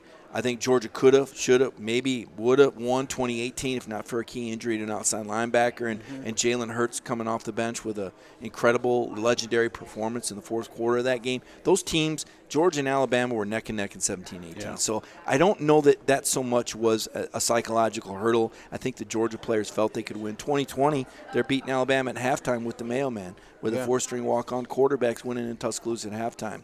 Before everything comes unwound in the second quarter and Sark makes some adjustments and, they lights them up in the 2020 in the second half of that game. 2021, you saw two different games, right? You saw Alabama in the first game and once again those receivers were able to get loose and make some dynamic things happen. And Georgia had played some pretty poor competition the previous two games and Georgia Tech and not Coastal Carolina. It was one of those Charleston, I believe it was Charleston. So it had been a minute since Georgia had played with a sense of urgency, and they even said they fell out of shape. Yeah. And then Georgia hits the reset and dominates Michigan. Michigan fans don't talk about that. By the way, I got to throw this out there. Did you guys see John Harbaugh when he said that the two teams that there's two teams that stand out to prepare the guys the best for and he said Michigan and Alabama. I said, Michigan? Did you miss the game? And I went back and looked. I said, well, my gosh, the Ravens were in the middle of a 6-game losing streak. He might have really missed that game. And he calls Jim Harbaugh, and he said, what John Harbaugh said was there's two teams that are at the top of my mind when I think about programs that prepare the best. They're most like NFL teams. So maybe he calls Jim and says, Jim, I missed the game. How did you do against Georgia in the Orange Bowl? And Jim says, we lost, but we're more like an NFL team that can prepare. All right, I'll keep that at the top of my mind. And so maybe that's where that quote came from. Or maybe it's just that, John Harbaugh is shilling for his brother. And it's hard to fault him, but in this day and age, and you can't say that stupid stuff. Right. Okay? This is the SEC. Georgia's a big-time program. You're not going to get away with saying stupid stuff. I don't care who you are, especially if you haven't been in the playoffs in 6 years or haven't won a playoff game in 6 years. Right. All right, Mike, on your way out, can you tell the audience where to find you? Yeah, I appreciate that, Michael. Mike Griffith32 on Twitter. I post a lot of my stories and social media stuff there on Twitter. I'm on Instagram as well. I think that's a much easier find, although a lot of my pictures, like birds and beaches and things like that. You're like, what is this guy doing? Hey, we got a life too. And is this the right guy? Yeah, right. And DogNation.com. So absolutely, thank you so much. This is fantastic. Thanks. All right, next on the docket, Shane, Kentucky. Yeah. And here's a team that maybe me personally have been discrediting, but we talk about Alabama and Georgia being able to replace these guys. Hell, this is year 10 for Mark Stoops. So why can't the Wildcats do the same thing? Because again, they've hit the portal, but they also got a ton of guys that they've developed over the years. They're recruiting better than they ever have before, and they've been recruiting well the last 3 or 4 seasons, like on an elite level in the East. Their roster's not been, that's the thing with Florida, Tennessee, South Carolina. With coaching change comes roster attrition. Right. That has not taken place at Kentucky. It certainly seems like Mark Stoops and company, they believe that their continuity will help just replace some of the star production they lost. Absolutely. And you want to talk about a team that, in my opinion, has, like, when we walk away from media days, I'm going to have I don't know, more positive things to say about a few schools. You know what I'm saying? And Kentucky is definitely one of those. People that we have on, even if they're not Kentucky fans, they're very, very optimistic about this roster. They're very optimistic about this coaching staff and the scheduling and everything like that. And it makes me, because I went on record saying I thought Kentucky was going to be number 2 in the East, and I got confirmation today, and I don't know if it's if it's the optimism or I see a new shiny thing. I'm just going at it like a squirrel. It's like I don't know if that's the case, but I coming away today with I'm buying in. I'm buying into this Kentucky hype, and I know a lot of Tennessee homers out there like, who the hell is what happened to Shane? He's been down in Atlanta too long, But I just that's walking away from this and what the coach is saying and some of the messages they're putting out there. Dude, they're hungry and they're out to prove everybody wrong. Yeah, and I really think that based, like you said, everyone we talked to, I think I'm on an island here, doubting Kentucky. Everybody else propping them up. What the Wildcats can do, that continuity should be huge for that program. Coach, you mentioned some of the explosive plays you're trying to add to your repertoire more frequently. What about your wide receivers and your tight end this year? Yeah, really feel good at tight end. You got Brendan Bates, you got Keaton Upshaw coming back, and of course Isaiah Cummings, had a big year a year ago, and so we feel really, really solid at that position. And then at the wide receiver position, as I mentioned, I feel like we have as good a talent as we've had. You lose a big one in Wandell. I mean, he's a hard guy to replace. You got to replace him with multiple people. But I feel like overall, as a group, as a unit, we're talented. We're young in certain areas. We got DeMarcus on one side, who's experienced, but we have some guys that I'm excited to watch and see them develop. Will talked about the low points of last season, particularly the 3-game losing streak. And my question is, from you, what were you telling him during that time to kind of coach him up and motivate him just to make sure, he stays on track? Well, you do have to talk to guys like that because he is wired. He's definitely he's a competitor. Any competitor does not like to lose, and so we just got to stay the course. Again, where are we falling short? How do we get those things addressed? With our team, we're always like that. We look at things like how how can we approach this? Getting emotional about it, it's too late at that point. What can we do? How can we address the issues, and how do we move forward? Tayshaun Manning joined the Wildcats during the offseason after playing many years for the Auburn Tigers offensive line. What sort of went into the decision to pursue Tayshaun in the transfer portal, and how is he fitting in with the rest of the team? Yeah, very, very important get for us. We've been, if we want to be a physical football team, it starts inside. It's center and two guards. You got to be physical across the board, but it better start inside. And Tayshaun certainly fits the bill there. He's a big, strong guy. He's had a great attitude. He's been a wonderful addition. So he was a guy we needed. We do have a extremely talented young player behind him, but can also play multiple positions in Jagger Burton. And, but we're very excited about Tayshaun. To ask you about some of our local guys on your team, Khalil Saunders and then D. Beckwith, also a guy coming from another SEC program to yours. Just what have you seen from them, and what do they bring to your team? Yeah, very excited. We need Khalil to really step up. We really feel like he's a guy on the inside that we need to be a playmaker. And, he showed some flashes a year ago, and we're really counting on him to continue to mature and to help us win some football games. And with D, we really liked him. We liked how multiple he was. I think, he's a physical specimen. As you know, he's a great big guy that could play a lot of different positions, very strong.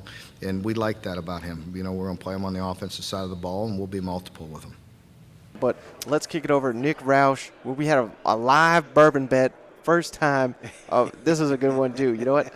One of my pet peeves now is like an old man, like, gotta always have a belt, gotta always have a belt. And, of course, that's the one thing that I forgot. How's the audio? Everybody can hear each other? Oh, yeah. Mm-hmm. Okay, Sounds great. good. Hey, pleased to be joined by Nick Roush, Kentucky Sports Radio on 3.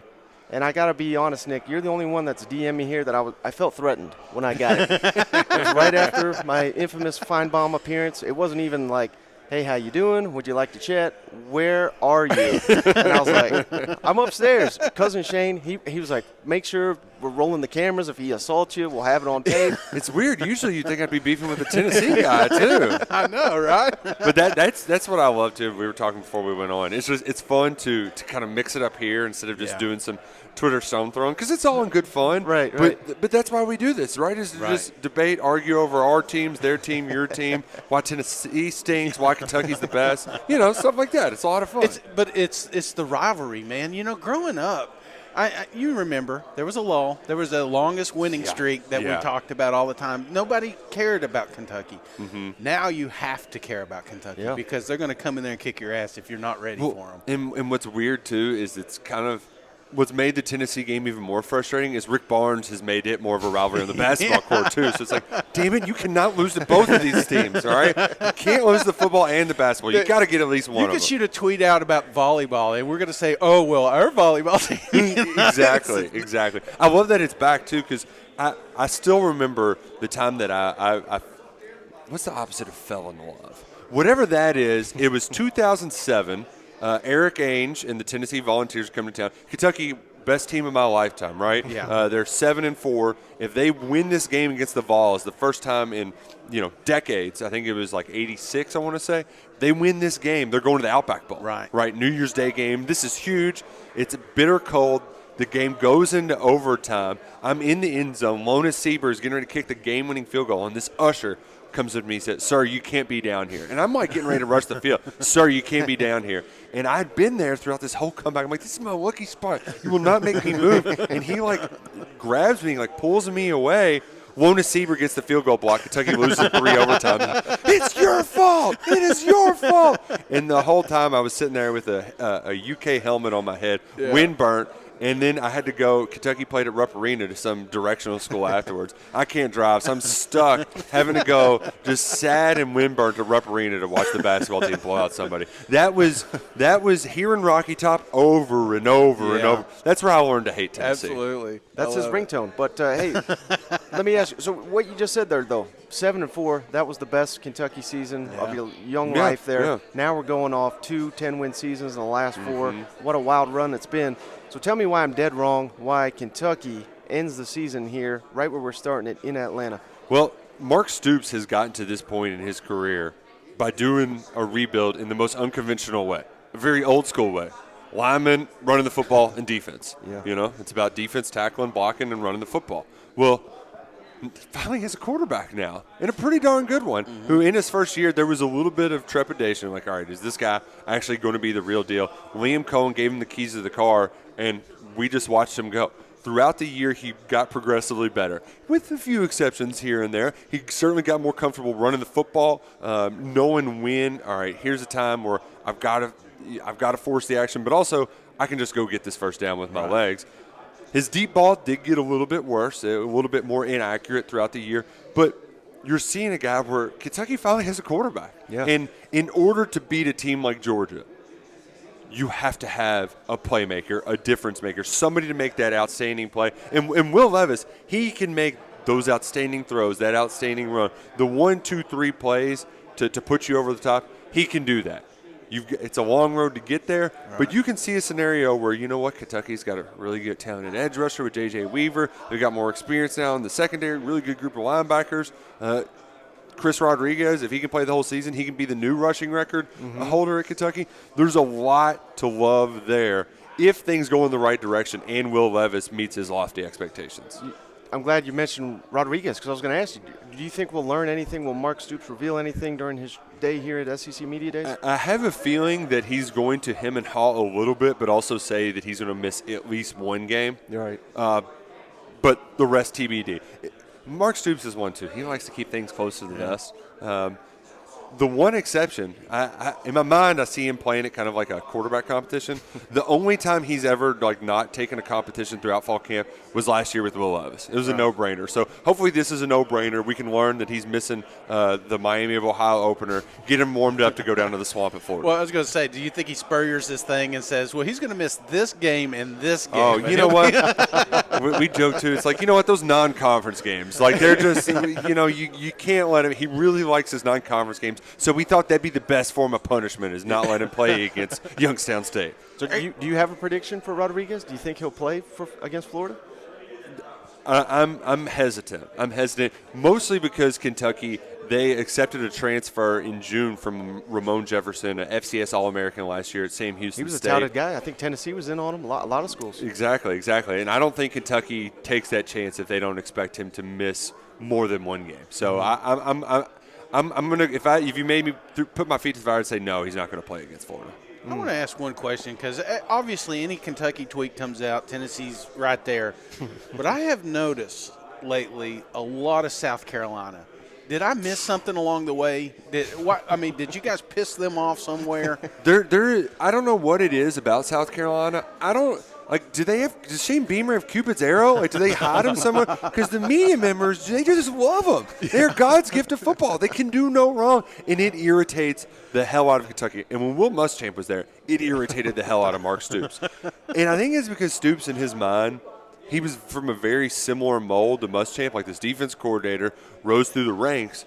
But Stoops didn't get the love that Muschamp got, because Muschamp is much better at talking to the media. He plays that game. Stoops doesn't play that game. He just is who he is. He's a football coach. Right. And so there's a little bit of animosity there, but it originated with Spurrier and always getting close, coming up short. Now the tables have turned, and it's almost for Kentucky fans like, oh, you think you're going to be good? Well, 7 of 8, 7 of 8.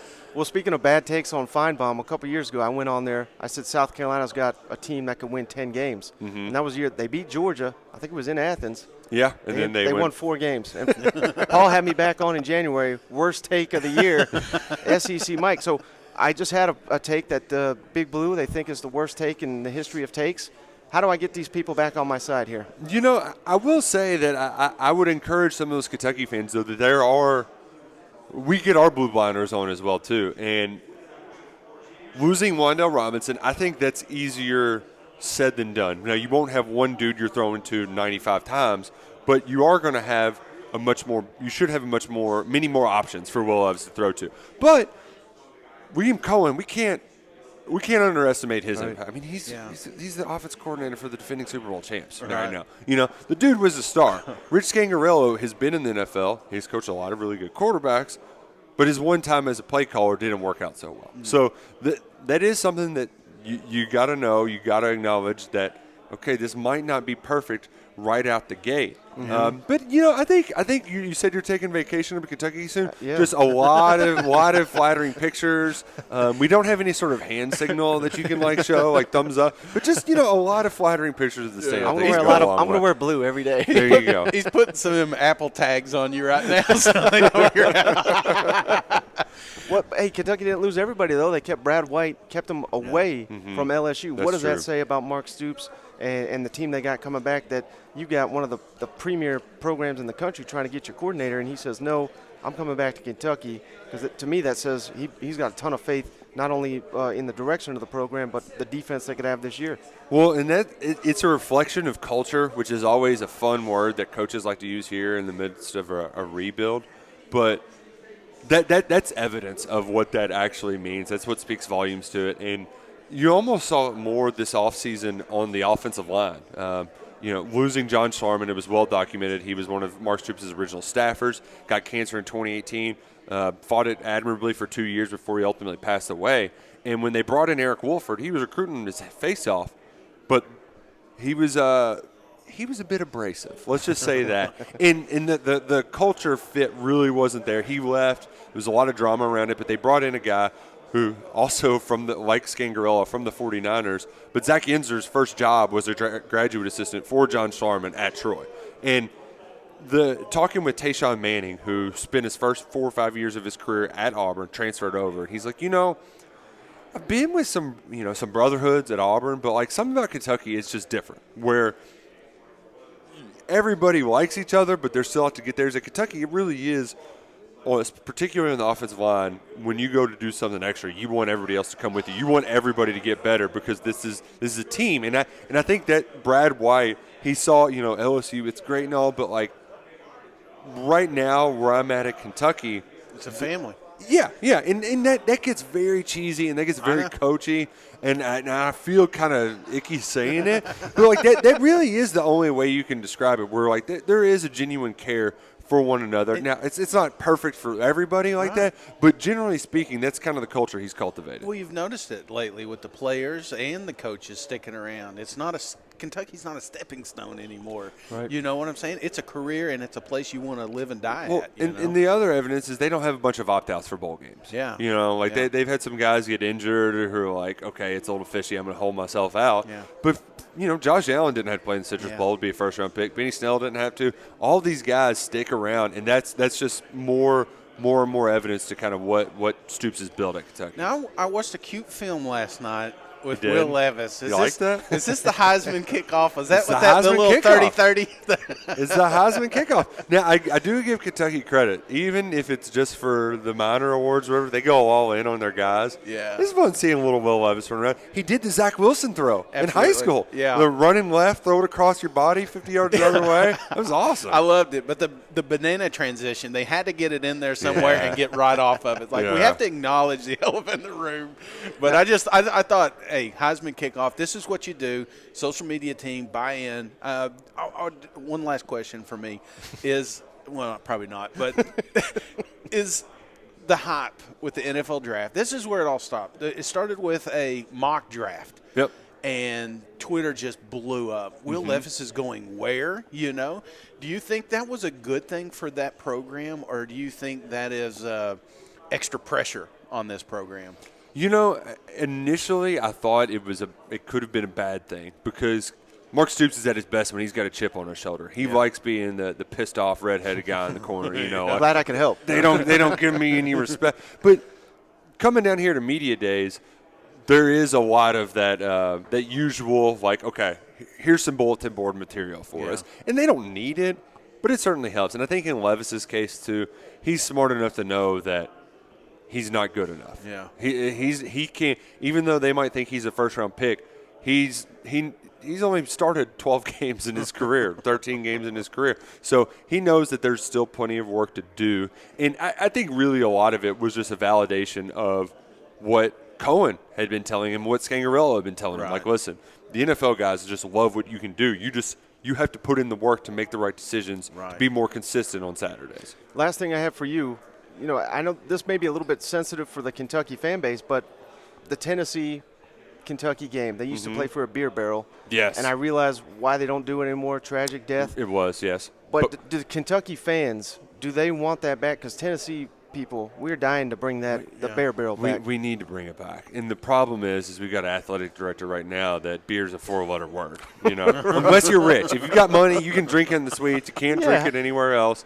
But it is one of those things that I know there's a negative connotation around it. Yeah. But it's just a cool damn trophy. Can we not just have a cool trophy for a rivalry game? And now we're finally winning it every once in a while. And it doesn't just have Tennessee wins all over. I don't want to put you on the spot or anything. You don't have to commit at all. But we, on our show, we got a lot of Kentucky fans.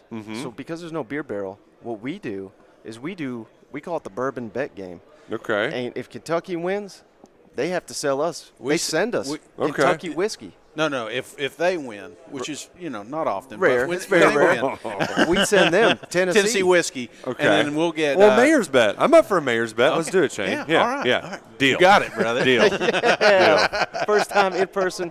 Nick Roush, tell the folks where to follow you. Everything you're doing at Kentucky Sports Radio and On 3. I'm at Roush KSR on Twitter. Great follow. I do a morning show 7 to 9 in Louisville and Big X. We got a podcast with that. We got 11 Personnel podcast. Just podcasts all over the place, stuff all over at KentuckySportsRadio.com, and we appreciate y'all following along. Absolutely. Thanks, Nick, man. All right, next, Florida Gators, Shane. I mean, imagine sitting here saying Florida Gators last, but it's nothing down about them, but it's just all these teams, like I said, optimistic. Right. Billy Napier, year one, complete wild card. I'm on the bandwagon. You're reserve and judgment. Exactly. I think because they got Utah and Kentucky and Tennessee they get right off the gate. So we got to see. I'm taking a leap of faith to be sure, and I certainly think the potential is there for the Florida Gators, and that's why I got them number 2 in the East. Thoughts on you? The depth is concerned. There's a lot of pieces that were empty, and they filled them in, but we just don't know how that's going to affect this team. And it's not that I'm not optimistic about Florida Gators. I think they found their coach. I think they've got their quarterback. I think they've got talent. It's taking it to the next level. What does it look like? Because like you said, out of the gate, they got a juggernaut of a schedule, and then toward the tail end of the season, by the time this team is gelling, how deep are they? How much competitive depth when we got injuries? And Anthony Richardson's one of them. Is a big question mark. Can he make it through a season? So I think that's the biggest thing for me is it's just too many question marks. But like I said, they're establishing the foundation, and there's reason for optimism. Especially with recruiting, especially with some of the things they're doing there on the campus. And we're going to talk about it here in a little bit. There is light at the end of this tunnel. It's going to be a long road. You got them second. I mean, you're not the only one. There's a lot of people. I almost backed off that immediately when we talked to Zach Goodall. He pumped the brakes, but let me ask you this, because this is where I was going with that. Yeah. I think Billy Napier, he's playing some mind games out here with, we got to build this roster. We're nowhere near. He's out here crediting Kirby. He's like, Kirby, what a job. What a guy. I know how much work he's put in. Like, he's propping up Georgia. Like, you can't do that as the Florida coach. No. So when he's saying all this stuff, I feel like he's kind of, he's putting the wool over everybody's eyes. We've seen coaches do that in the past. A lot more confident about their football teams than maybe we realize. They've added a lot of pieces via the transfer portal that all have connections to Billy Napier and his system. So I think it could be a seamless plug-and-play with a lot of guys. They do got to avoid the injuries, no doubt. Right. But I think Billy Napier's trying to lull everybody to sleep this year. That's what I really do. That's what he is. And that's what you want to do. That's new coach 101. Okay, we got a long way to go. We're a rebuild, And they did. They tore this thing down to the studs. But I think that's a talent-rich area. At Florida, always, even though we joke about Dan and his recruiting, they still manage to get 4 and 5 stars down there. And Billy's already kicked off with that with a short off season. So it's just a matter of time. But, I think you're kind of right. Like, it's going to be a while, and then come away with the victory. And one good thing, I noticed he joined the Bald Club. Did you see that? My uncle, he said, one of his famous lines, my hair was thin, and he said, Shane, you got to fire it. He says, you got to fire it before it quits on you. And your hair quit on you like 2 years ago. So I was like, all right, I'll go ahead and buzz it. What did you know about Anthony Richardson before taking the Florida job versus now what you know, and what leadership qualities are you expecting out of him this upcoming season? Yeah, I mean, I think we all were very aware of Anthony and you know, when given opportunities to play, you know, he's had some unique situations with two quarterbacks, some injuries, some, you know, veteran player, draft pick, really exceptional players in front of him, right? So, but when he did play, you could immediately see. I think I can remember the bowl game against Oklahoma. I still remember him going in the game, and I'm watching that, and I'm thinking, man, they got their guy for the future, you know. But he has the physical traits. What I've been impressed with is he's extremely bright. He has character. He's humble. He cares about his teammates, and he's willing to work, you know, and he's a great listener. He takes the meeting room to the walkthrough to the field. I think he's growing up as a leader. You know, he understands the importance of his role, not only on our team, but at the University of Florida and all the things that come with that. So it's one of the greatest things about coaching is you get a chance to be a part of that journey, right? I mean, that's where the gratification as a coach comes in, right? When you get a chance to be there and help them write that story. And I'm excited about working with Anthony. You? I'm great, man. How about you? Doing great, doing great. So many people in Louisiana think so highly of you, what you did with the Raging Cajuns and whatnot, and certainly your name was mentioned with the LSU job. What would you tell people out there who are going to compare you and Brian Kelly and the success you have and that whole narrative? Yeah, I mean, I think Brian's an unbelievable coach. Got nothing but respect for him, nothing but respect for LSU. So, you know, I'm focused on the University of Florida, you know, and we've put together a great group of people. I'm thankful for the belief the administration had in our plan, you know, and the vision that we have for what we can do for the Gators. But I would tell you this, I am so appreciative of the experience I had in that state, you know, in Lafayette, right? I mean, unbelievable experience. The people, the community, certainly the staff, and most importantly, the players. Billy, his LSU job was mentioned earlier. Obviously, your name was circulated with Auburn about a year ago as well. What was it about the Florida opportunity that made that make sense for you, as opposed to some other opportunities you may have had in the past? Yeah, I mean, I think timing's important in these jobs. You know, you do a ton of research. You know, Florida, 3 coaches. You know, maybe not quite the success they expected. You know, why, right? I mean, that was my question. And I think I've got a good understanding of that and what needs to be addressed to position Florida for success, right? And I think that the administration was willing to collaborate. They believed in our plan. They've given us the resources to execute our plan. And I think it's one of those places that has history and tradition. They have the degree, the alumni, the passion, right? They have tasted it, and they want to taste it again, right? So there's a passion there and a motivation there, and I think the timing is right. New facility, commitment to growth in the infrastructure, new era with the portal, NIL. You know, we live in a state with 21 million people. We have 470,000 living alumni. We have a top 5 education. I mean, we have a really good product, right? And we are within proximity of a lot of really good football players, right? So we're going to take our plan, we're going to work hard at it and execute our plan, and I'm confident it'll work. What aspects of building Louisiana in year one are you applying to building Florida in year one? Yeah, that's a great question. I think, you know, there's a lot of common ground. You know, each one of these teams, I mean, I think each year is a little bit different, but year one, you're learning your place, right? You're learning how to present your product. You're learning the community, the administration, the players. I mean, there's so many people that contribute to your team. So that's where we're at the University of Florida, and I feel like looking back was very similar at UL.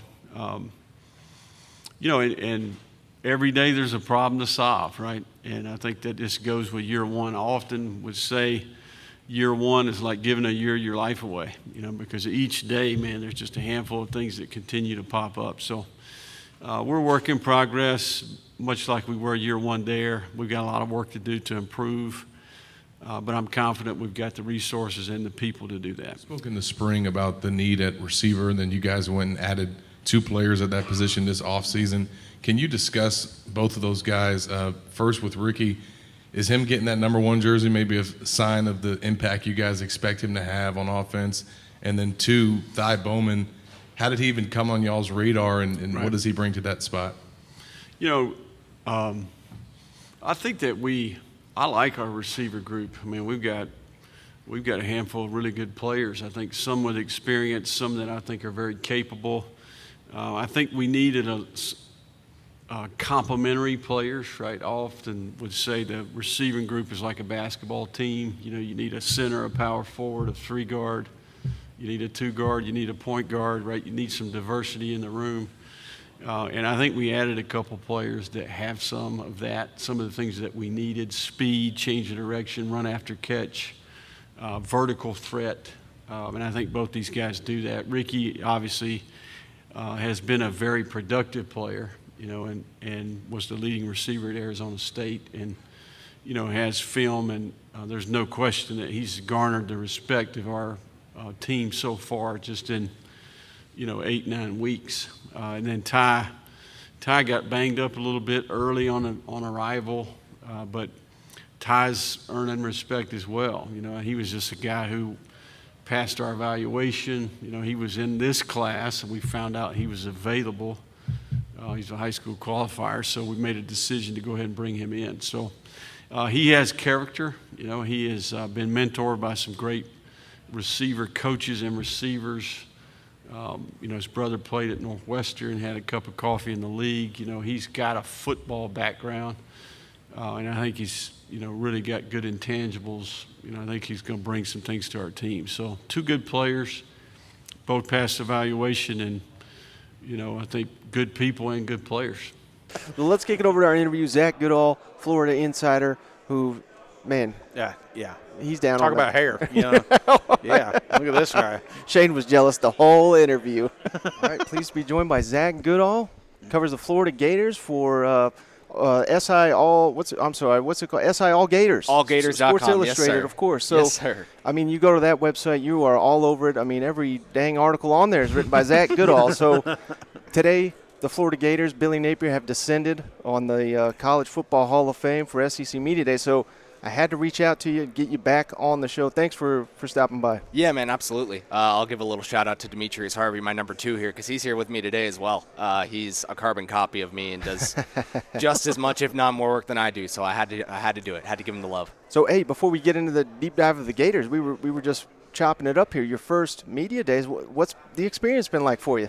It's been a lot of fun, that's for sure. I mean, I love the access we get here, obviously, getting to see you guys and getting to see everyone. Everyone's kind of coming into this melting pot where we can just, talk and catch up. But it's been great. A lot of great access, like I said. It's just big here. A lot of getting used to this hotel, from what I've heard in Hoover, comparatively at least. Yeah.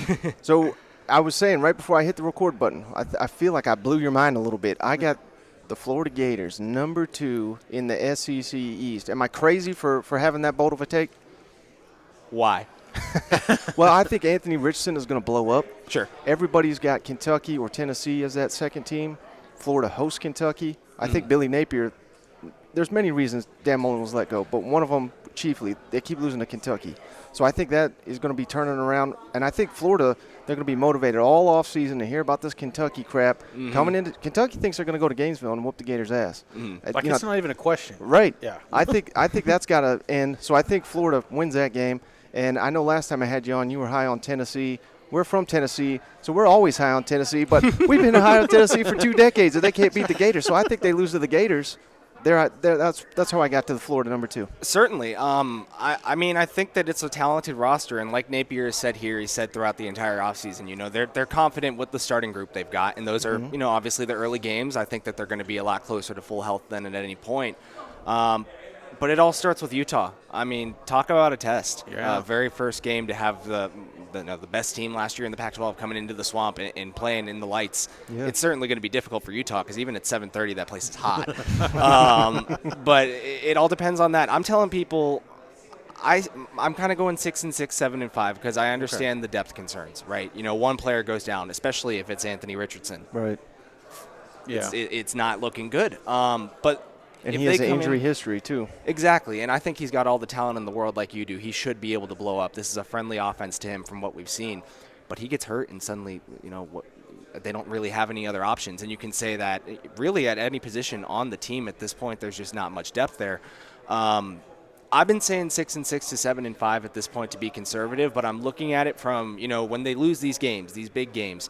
Are they one-score games? Are they close, like tightly contested the way through? Because I think that's the most telling sign in year one is you're not expected to come in and win all these games. But if you can keep them close and fight to the very end with the top opponents on your schedule, those should turn into wins year two with more development, with more player acquisition, the depth they're building through recruiting, which I've personally seen a lot of progress. I know Florida fans are hit or miss on it, but I think it's coming along. And by year two, I would expect it to be a big jump. Yeah, and the stat I've been referencing all offseason, Billy Napier, 16-3 overall record in one-score games. So he knows how to win the close games. Now, we just had someone else on that. He said, well, that means he's bound to lose the next few he's got. So I can't win if I use that stat. But I think the recipe for Florida. They're going to be ground and pound, defense, and rely on Anthony Richardson to make 5 to 10 big plays in a football game to win it. I think that's a recipe for success, even though they do got Kentucky, Tennessee, and I think a lot of people look at that LSU game, they see that as a loss. I don't. I think that's a win for the Florida Gators, and everybody looks at A&M. I know he loves A&M. Everybody loves A&M, but I don't know. I'm not chalking that up as an automatic loss for the Gators either. A&M is tough. I lost him. A&M is tough. He's supposed to be the Florida homer. What's going on here? Hey, you know, I mean, like we saw what happened. Granted, different team, but last time they went out there, and again, you know, talk about a major test first season, and it's throughout this schedule from the very start to the very finish. You know, it's not like they're coming in and taking on Eastern Washington week 1 or FAU like they did last year, and that's kind of even when we started to see the problems. But it's going to be a huge test. I think A&M is probably not something I'm going to project to win on at this point just because of the depth they have. LSU, though, at home, saw how tightly contested it was last year when Anthony came in and like made a name for himself. That was when people started to realize we've got something here. Mm-hmm. I don't see why he couldn't do it again, especially the attrition that LSU's had this offseason, too, at corner in the secondary. Yeah. He should have a lot of room for success in that game. And I think it's personal for Billy Napier because, you know, he made it kind of public. He was interested in LSU when he was at Louisiana. I don't think for whatever reason they didn't even look at him. And now he's going to have to face them every year. You know what?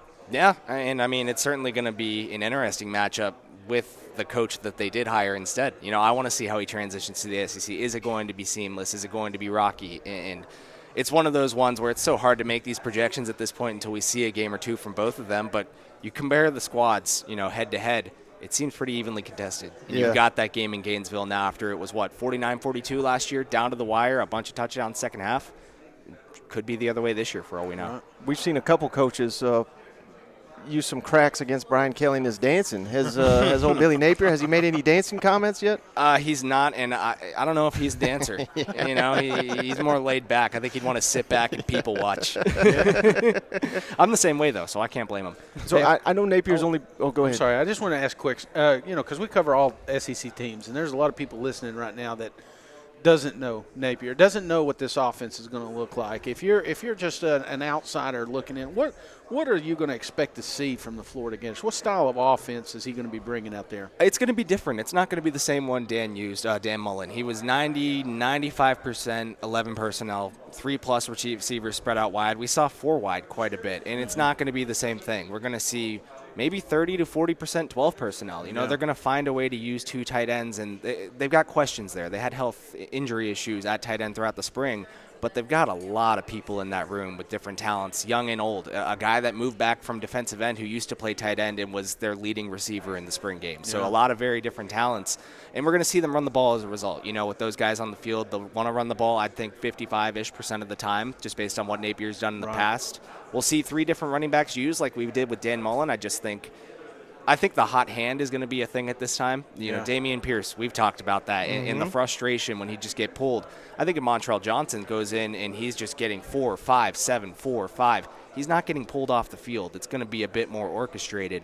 And with that, I think it's going to really open up the pass game. They're going to do a lot of RPOs, a lot of quick hitting stuff, but using the run game to draw guys down and take their deep shots when they can. I remember watching, and forgive me, I'm already forgetting the bowl because I don't keep up with Louisiana football enough, but their bowl game this past year, 2 runs with Montrell right to start, and then the next play is a play action 50-yard deep shot down the ball, and Napier wants to do that right out of the gate. So I get it. Run heavy, 12 personnel, sounds conservative. Don't think it's going to be that, but that's going to be the setup to take the top off of defenses as the year goes on. Yeah. What's the most impressive thing? I know it's early in the Billy Napier area, but most impressive thing you've learned about Billy Napier since he's been hired in Gainesville?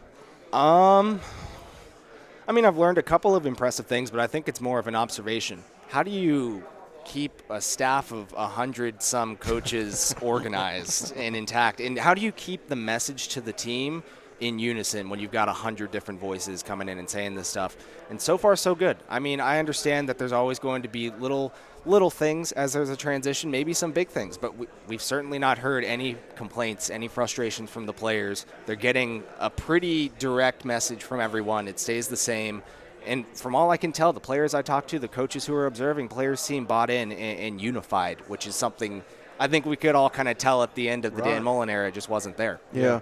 Now, do you think they've weathered that storm where, you know, Florida fans are crazy.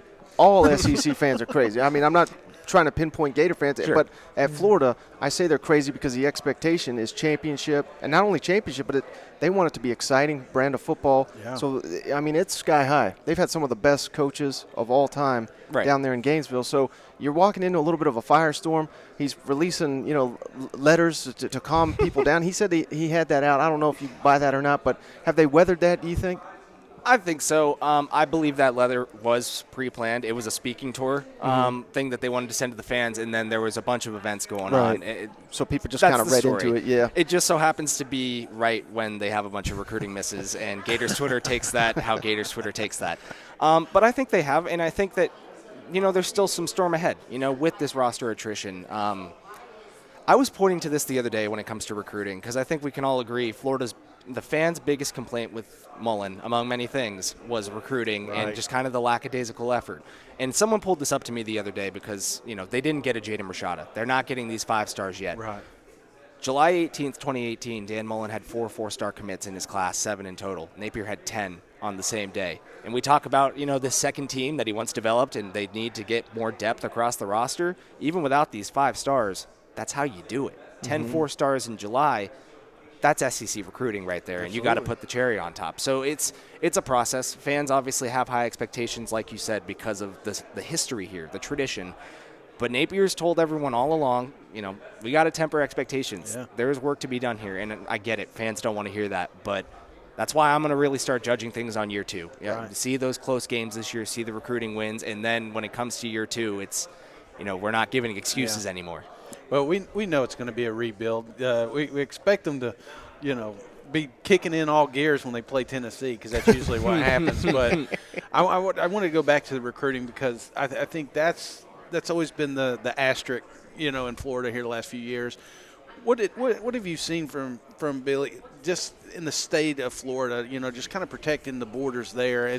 You see any local high school development? I mean, what are you seeing down there? IMG Academy is the very first one. Yeah. The fact that they were able to get Kamari Wilson into the class 2 weeks on the job after Florida had never gotten a player out of IMG, like straight out. Kamar Wilcoxon's the excuse, but he left school before he whatever. Kamari was the first one, and then suddenly there's another IMG commit in this class. Probably going to be several guys in this class or in the next 2 that come out of that school. That speaks to it right there. Starting a pipeline. Exactly, Yeah. and we've seen it. I mean, 3 commits from Jacksonville. How many guys did the Mullen staff miss out of Jacksonville? That's your backyard. I mean, Ocala, I understand there was just a flip there that probably doesn't look that ideal for Florida, but that's the backyard. But so is Jacksonville, and they put an emphasis on what's a really strong couple of classes in the 904 as well right now. But we see that. We see it in South Florida. I know they got Corey Raymond recruiting South Florida. And you talk about a place that you need to get talent from, get your best recruiter on the staff down there and doing it. So I think there is structure to it, and there's a family environment with these hundreds of people that have come in and created a new culture that recruits will buy into. Now we know that's not it in recruiting all nowadays. I don't know the insight too much as to what's going on behind the scenes with Florida and obviously all these schools and NIL and all the different craziness that we've got. But on the surface, it seems like there has been a shift towards that energy you need to be putting in recruiting. I think they're going 100, maybe 110% on it. Yeah. Okay. I'm glad you brought up South Florida because I did want to ask you about old Mario Cristobal in Miami. And we know they got the super booster down there doing his part, but does that – I don't want to say limit the ceiling for Florida, but, all of a sudden it's like I'm seeing Florida – and Miami fans go after it. I know they hate each other, but it's always been Florida and Georgia. Now it seems like it's Florida and Miami even going even harder. Does the fact that Mario Cristobal's down there, which I'm not sold on him being an elite coach, but he is an elite recruiter, no doubt. We had someone who covers Georgia saying that's going to hurt Georgia. That's going to hurt Alabama because they've been cherry-picking guys out of South Florida, maybe even hurts Clemson. Do you think that hurts Florida at all, or do they not really see that as kind of a pipeline? I mean, I think it's a give and take because, it's going to. They know that they need to get guys out of South Florida, and I think that they've got a good chance with several in this class that can change the class. But again, if Bama's getting hurt and Georgia's getting hurt by the school that's recruiting South Florida the most, you better believe Florida's going to as well. They've missed several guys. I mean, obviously Jaden Rashada was like the story of June, really, in the recruiting landscape. And that was Florida's guy. That is who they wanted. They identified him very early on, and they knew that that's the guy they wanted at quarterback. Obviously, they're very happy with Marcus Stokes, but that just points to this renewed rivalry with Miami. And then Francis Mauigoa, the IMG Academy offensive lineman, a couple of other guys, same type of deal. Reed Mikeska, the tight end out of Texas. Miami, I'm with you. I don't know what the product's going to be on the field, and I know Mario's an elite recruiter, but I want to see if this is lightning in a bottle, with John Ruiz, if it is NIL, again, I'm not sure, but if it is, is it he's getting questions from the NCAA, so we got to see, is it something that can be sustained to this point? Are they all going to sign in December, or could we see if Miami goes 7-5, what happens? So probably something that I would need to answer after the first signing day. But right now, I mean, I certainly think it does hurt. Last thing for you, Zach, I need one bold take. If Florida's going to pull an upset this fall. Is there one team that stands out? Maybe it's an ideal home game or anything like that. Maybe you're not outright picking the upset, but you're thinking Florida's got a really good shot to knock this team off, and you better not say at Tennessee. I'm just kidding. Fighting words. I think my cop-out answer is Utah. I mean, that right out of the gate, again, with that type of challenge that Florida has not scheduled for a week one game. I mean, Miami, week 0 a couple years ago is probably the closest thing to it, and Florida had 10 sacks in that game and just kind of wiped the floor. That's going to tell you everything. How much fight is there in this team to go up against not only, again, an extremely strong, potential playoff fighting team last year, but a team that returns a ton of talent on both sides of the football.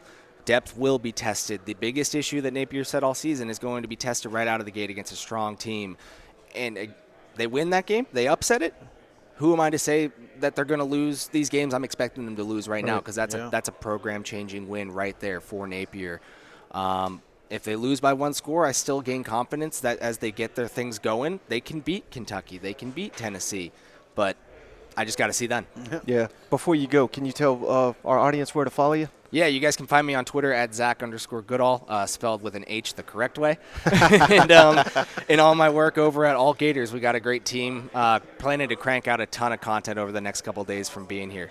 Absolutely. Thank you so much, Zach. Absolutely. Man with the golden hair. I wouldn't even listen to his words. I was just like, I wonder what product he uses. All right, Shane, so that's all the insiders from the teams, but we do got 2 interviews. I want to throw them on the back. We talked about all these teams, though. Braden Gall, Athlon Sports, 440 Sports, founder of the 440 Sports there in Nashville. Wealth of knowledge. When Feinbaum's out, Braden's in. How does your brain work like that on day 3? You know what I'm saying? I was meaning to bring more Diet Coke down here, and I missed out. And he's like, bam, bam. So I don't know what he's thinking there. And then after Braden, we got old buddy from my old work, Chris Marler, Saturday Down South. Let's kick it over to these 2 back-to-back. This, you want me on this? No, that's just for show. All right, in which case I'll move back to where the chair was. It's confusing. We like to throw people off. I don't know. Yeah. I don't even know why we got it. It's here. It looks good. It. It looks Can good. we move a little bit? No, there? it looks fancy and good and official and all that stuff. So. All right, so we're pleased to be here with Braden Gall, owner of 440 Sports, Athlon Sports, ESPN Radio. How many dang jobs you got, my man? Actually, fewer than I used to have. Ironically, no, yeah. Still ESPN Radio. Still been at Athlon Sports since 2007, and then during that whole virus thing, decided I needed to launch my own company right in the middle of it because that was smart.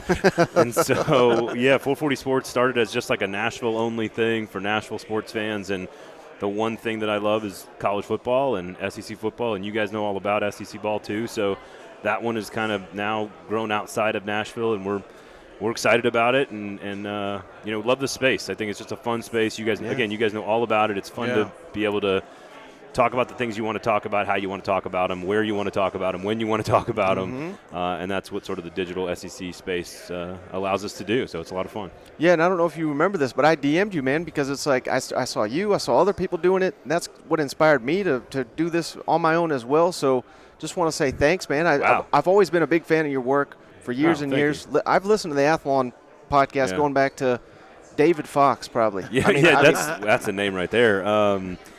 Well, if you'd like to send the check, I can give you the address after we're done. Because, this is not a media conversation, right? But that's what I find interesting is that you guys, we started the pod at Athlon in 2014, and we were doing ironically, we were doing live broadcasts for a private company for a telephone company. We'll just remain nameless for a sponsor.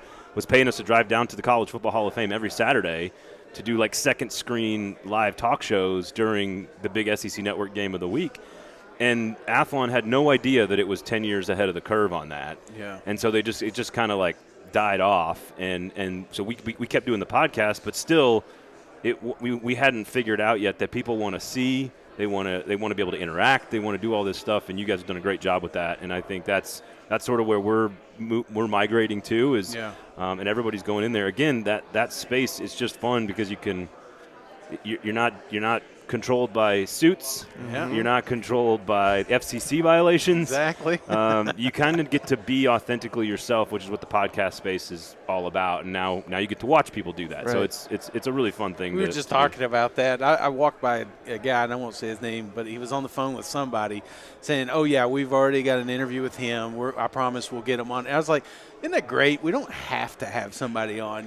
We can only have the people we really want to talk to.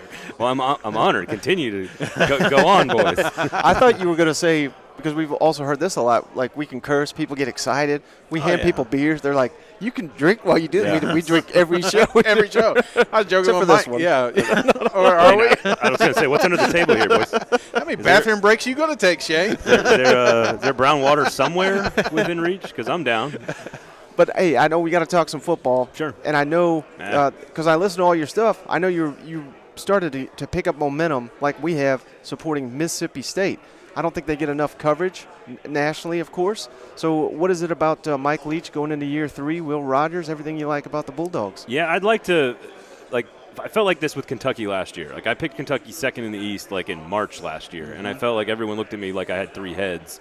And I've been on Mississippi State since about March when we started putting the magazine together, looking at the depth charts. They have more returning starters than anybody. If you go back and track Mike Leach's tenure and where he is successful, you get to that third year with that third-year starting quarterback, and that is when they break through and Washington State wins a division and Texas Tech is challenging for a Big 12 championship. And it just – I really believe in Zach Arnett. I think he's a really good developer of talent on defense. They got a lot of guys coming back, a couple of veterans they need to replace. Other than, left tackle – which is a big loss. Yeah. They are complete. They are a complete football team. And if they did not have to play Georgia in crossover, which I still think they can win at home because Georgia's coming off Florida and Tennessee, then they have to go on the road to the Cowbells in November. I just think they're a very good, full, complete, again, Will Rogers. If it was not for Joe Burrow and Bryce Young, Will Rogers would be the all-time leading passer in SEC history for a single season. And I just don't think he gets talked about. Mike Leach, of course, on brand. Brings 3 graduate seniors, doesn't bring his star quarterback here. So I'm just the schedule is really, really tough.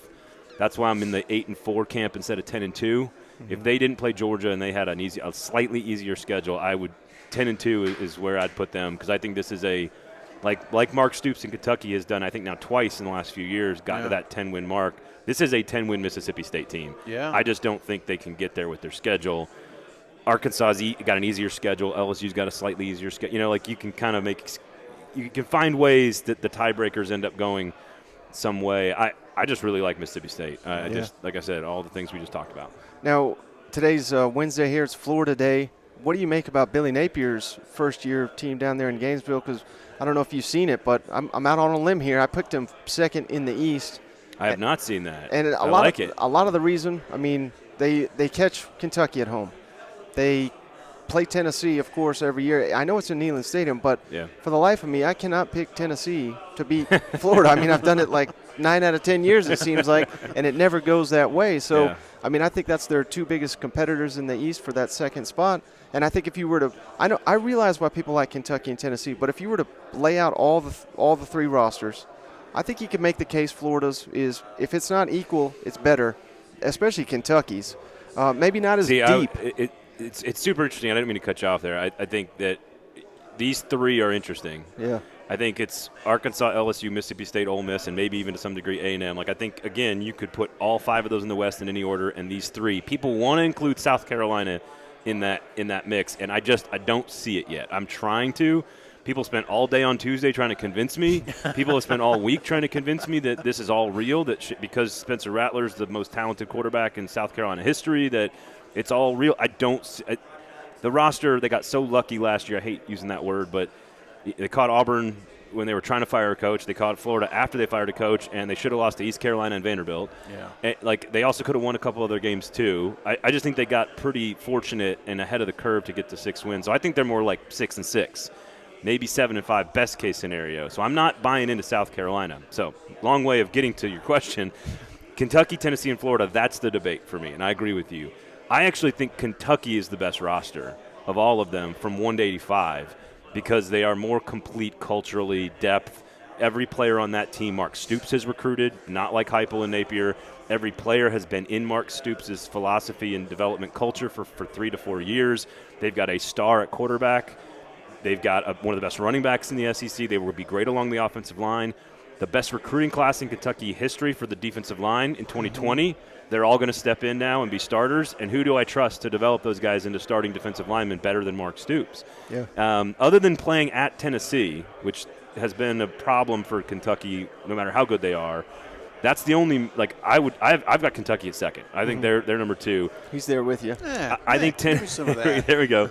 I think Tennessee beats Florida this year. Famous last words. Yeah. But I do think it sets up because it's early in the season, and there is a baseline that you are going to get from Tennessee's offense, even when they are bad. When Tennessee's offense has a bad day, they're still going to get to 32 points. And their defense sucks. They're not going to get a lot of stops. It's why I don't think they can contend for the East. It's why people in Tennessee claiming 9-10 wins, I think, are out of their mind. I agree with you that Florida's very good and better than people think. Anthony Richardson is better than people think. Billy Napier is the perfect man for the job. I just think I think Mullen left the cupboard more bare than people think for a traditional Florida roster. Like, I look at LSU and I see talent still because that wasn't their problem, was recruiting. Recruiting was a problem for Florida. So the depth is the concern for me with Florida. And they got some nasty games. I mean, LSU, Georgia late in the year, like that. I think they're going to be in a lot of one-score games. I think so too. And Billy Napier 16-3 in one-score games. I mean, that's an incredible record. See, the thing is, it's funny you mentioned that. It's almost hard to sustain that because over time, statistically, your one-score games are going to end up 50-50, basically. So if you're 0-6 one year, you're probably going to be 4-2 the next year in one-score games. Maybe he's just that elite. And maybe he is. Now, listen, I think he is. Yeah. So I agree with you. But, turnovers are like that too. A fumble is a 50-50 proposition on recovering that over time. So if you go plus 22 on turnovers 1 year, the likelihood of you doing that again is extremely low. So just that doesn't make it impossible for Billy Napier. Their schedule's really hard. I think Tennessee has to be perfect on offense every Saturday to reach the levels of expectation that people have for them. Yeah. I think that is asking a lot of Hendon Hooker. It's asking a lot of that offense. I think they're going to be very good. I think they're more like 8-4 and maybe 7-5. I don't think it's possible for Hendon Hooker to be as efficient as he was last year. Yeah. And I think Tennessee fans think he's going to get better. And I'm like, dude, he was the most efficient quarterback in Tennessee history last year. It's unreasonable to expect him to be better. But he didn't start week 1. Yeah, or technically the Pittsburgh game either. That's why I'm Kentucky. It's all about stability. It is about depth. It is about development of pieces. It is about line of scrimmage warfare. Like, to me, that all says Kentucky. That's why I actually started with Tennessee second, and now I'm at Kentucky second. But I've never wavered off Florida being in that group. I've never had South Carolina in that group. I think it's those three, and I got no problem with you picking Florida. I think second's a little high for my blood, a little rich, but I got no problem with it. So are you buying the Will Levis hype as this top draft prospect and everything? What people think NFL scouts think. I mean, obviously we just saw a draft where we had nothing but rumors about 4 or 5 different players going in the first round, and like none of them are any good. Right. Apparently. And I'm in Nashville where I've been to camp to watch Malik Willis play, and he looks like a nice player, but he looks like a 3rd-round pick. Yeah. So I don't know. Like, that's hard to say. Like, I don't see NFL when I see Hendon Hooker. I don't know why people think he's an NFL quarterback. Well, let me ask you this. Levis has got the skill set, though. Maybe I shouldn't have framed it as NFL, but do you have him framed as maybe the best quarterback in the East? Because we know you hate Spencer. I'm just kidding. No. I like Spencer Rattler a lot. Yeah. I just and Shane Beamer actually gave me an interesting answer on this. Not to bounce all over the place here, but I asked, why? My question about Spencer Rattler is why, in a quote unquote lesser offensive system, in a tougher division with less talent around you, why would you all of a sudden be better against a tougher schedule and a more inexperienced coach? Like, I don't. Lincoln Riley in the Big 12 and the Oklahoma offense with those players, and you can't, you're not good enough to keep that job. Now, Caleb Williams is really good. So I think he's good. I think he's going to be fine. I just don't think he's the savior that everybody thinks he is. Levis is interesting because I think it's more about, can Rich Scarangello keep the offensive continuity from Liam Cohen, because that was the evolution. That was finally Mark Stoops taking the offense and evolving it the way Georgia fans wanted to see from Todd Monken. Yeah. And they finally did it.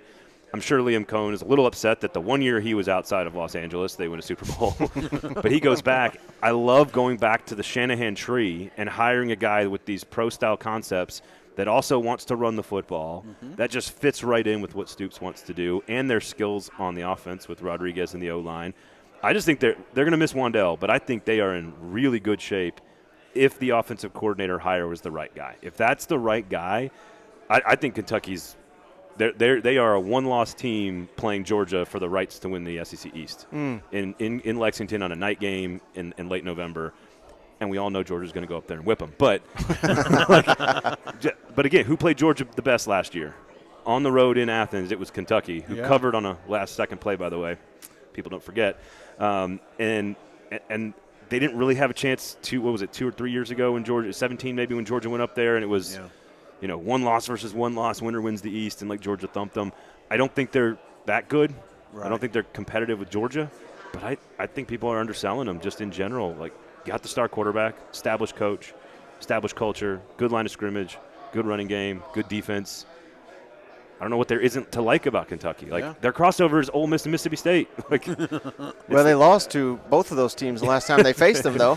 Now, the best Ole Miss team in regular season history, so that's a very different football team. That's a team I think everybody's way over their skis on. Ole Miss is going to compete with A&M. Thank you. And I'm like, they're 6th. I've got Ole Miss at 6. Yeah, so do I. So, and that's not an insult either. For Lane Kiffin, that's a tough division. 100%, and they could be a winning record at 6th in the East too. That could be 7-5. Also, for Ole Miss to be down and 6th place and still have a winning record is a huge testament to the job Lane Kiffin has done. So, it's mostly just I don't see the dogs for Ole Miss. They got into that game with Alabama, and Lane Kiffin overthought it, and they just didn't have them. Right. And they're not better this year than they were last year. So do you think this is the toughest the West has ever been? 100%. Yeah. Auburn is I can make the case for Auburn to be a pretty good football team in 3 sentences. Yeah. You want me to do it? Please do it. They have one of the best running backs and offensive lines in the entire conference. Right. They have a top 3 or 4 defense in the SEC, front 7. And they've got a coach who's really, really good and made his entire career on developing quarterbacks and has chosen to bet on himself to develop a quarterback. That's how you make the case for Auburn. Right. Doesn't mean they're not going to go 0-8 like they do sometimes. But if you're arguing for them to be good and to get to a bowl game and finish in last place even, it's not very hard to argue about Auburn. Like, they're like A&M has to go to Auburn, I think, November 12th at the end of the year, like near the end of the year. Like, if A&M's a one-loss team, just circle that one right there. Like, those are the games that A&M loses and that Auburn wins. Right. And so it is the best middle class I've ever seen in the SEC. It is the best upper class I've ever seen in the SEC.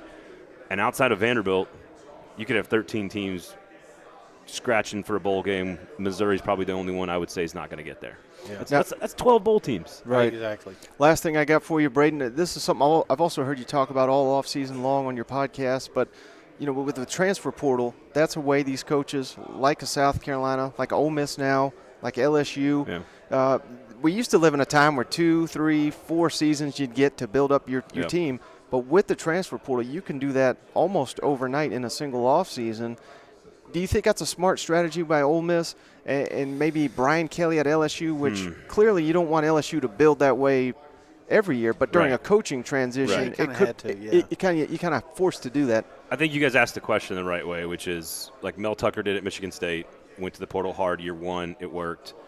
Lincoln Riley's doing it right now at USC. But if you want to, and LSU's doing it with Brian Kelly, but like if you want to win big at those programs, you got to do what Georgia did, which is take 0. Right. Yeah. Like if you want to, if LSU's going to win championships, they've got to do it through recruiting. It's the same way in the NFL. Like you can supplement with free agency, but you got to build your team through the draft. Like you have to build your guys and develop your guys. And so I still think recruiting is how you win a national championship, how you win a conference title in the SEC, and how you get to the playoff. But I do think that if you're Ole Miss and you lose the best quarterback not named Eli Manning in school history, or Archie, I guess, and all of a sudden you're taking a step back, but you can bring in a 4-star kid that you recruited who's got a lot of talent now. From what I've been told, he's not going to win the job, that Luke Altmaier is going to win the job. But that's how again, Will Levis, Hendon Hooker. Like, how does Josh Heupel get really good real fast? Yeah. He goes and finds the guy. I always thought the Joe Milton thing was completely insane. Like if you listen, guys, like last year, all I did was like go on Knoxville radio and tell them that Joe Milton isn't the guy. Like I watched him for 2 years at Michigan. He's not the guy. And I'm like, hey, he looks good. Yeah, he can throw a ball over the mountains over there. Like he can throw a ball a quarter mile, but I'm a squirrel kind of guy. It's like I put in my ballot right when the South Carolina hype's going, and I'm like, maybe they could be third in these. Well, and that's the beauty of this time of the year too. Yeah. Like we just I do learn things when I come here because I talk to folks like you and everybody, and then you kind of get some inside information, and all of a sudden your opinions start to evolve a little bit. Mm-hmm. So I'm finding myself liking South Carolina more, but I'm like, I don't want to do that. Yeah. So I've gone from like 4-8 South Carolina to like 6-6. Right. So I've given them a couple more wins, but I still don't think they're better than 4th in the East, for example. I feel more confident that Ole Miss is my pick at 6, for example. I still have no clue what LSU is going to be. I think Mississippi State and Arkansas are really good football teams with 2 very different schedules. Yeah. So I think that gives the slight edge to Arkansas. So I probably will have Arkansas ahead of Mississippi State on my ballot. But that's exclusively about schedule, not about the actual how complete those teams are and everything. I'm sorry to keep going, but preconceived notions, we all kind of had our list when we came here, and then we start, like you said, you take a little bit of this, we talk a little bit of this, and next thing you know, you start moving. Is there any big movers in your book right now? Short of South Carolina, I mean, you kind of touched on that a little bit, but no, I wouldn't even call that like a big movement, because again, I had them 5 in the East coming into the week. I've got them 5 in the East leaving right now. I probably switched like a week ago to Kentucky from Tennessee. Yeah. So I've just been studying Kentucky a little bit more and talking to some people, and I've started to buy. I like more and more what they're doing. Really, it comes down to Kentucky at Tennessee, honestly. A&M here, A&M's weird. And the Kentucky's a smart bet, knowing that Mike's off the Kentucky bandwagon. Exactly. If you followed our gambling website. I think this is going to sound strange because I still will pick them second on my ballot probably. But we had A&M. I've got A&M in that 5, 6, 7 national range. Yeah. Could make the playoff if they're perfect outside of the Bama game, which they're not going to win. I think I'm coming back to the pack a little bit with A&M. I think Arkansas, Mississippi State, and LSU are closer to A&M than I thought. Mm-hmm. And I think they're more in that conversation of who's going to finish second than I thought. When we put the magazine for Athlon together, it was Bama 1, A&M 2, now let's debate. And now I think A&M's more in that discussion. If they win all the games they're supposed to, they're going to be 10-2. They'll have one mistake and a loss to Bama. I do think that Miami game is super interesting, and no one's talking about that. Right. I think Miami going to College Station in week 3 is awesome. But they just don't not screw up. Yeah. It's like a lot of double negatives. They never can do the thing they're supposed to. Sure, you beat Alabama, Jimbo. Way to go. On the recruiting trail and on the field. You lost to one of the worst LSU teams we've seen in 20 years. You lost to both Mississippi schools. And Arkansas beat the tar out of you.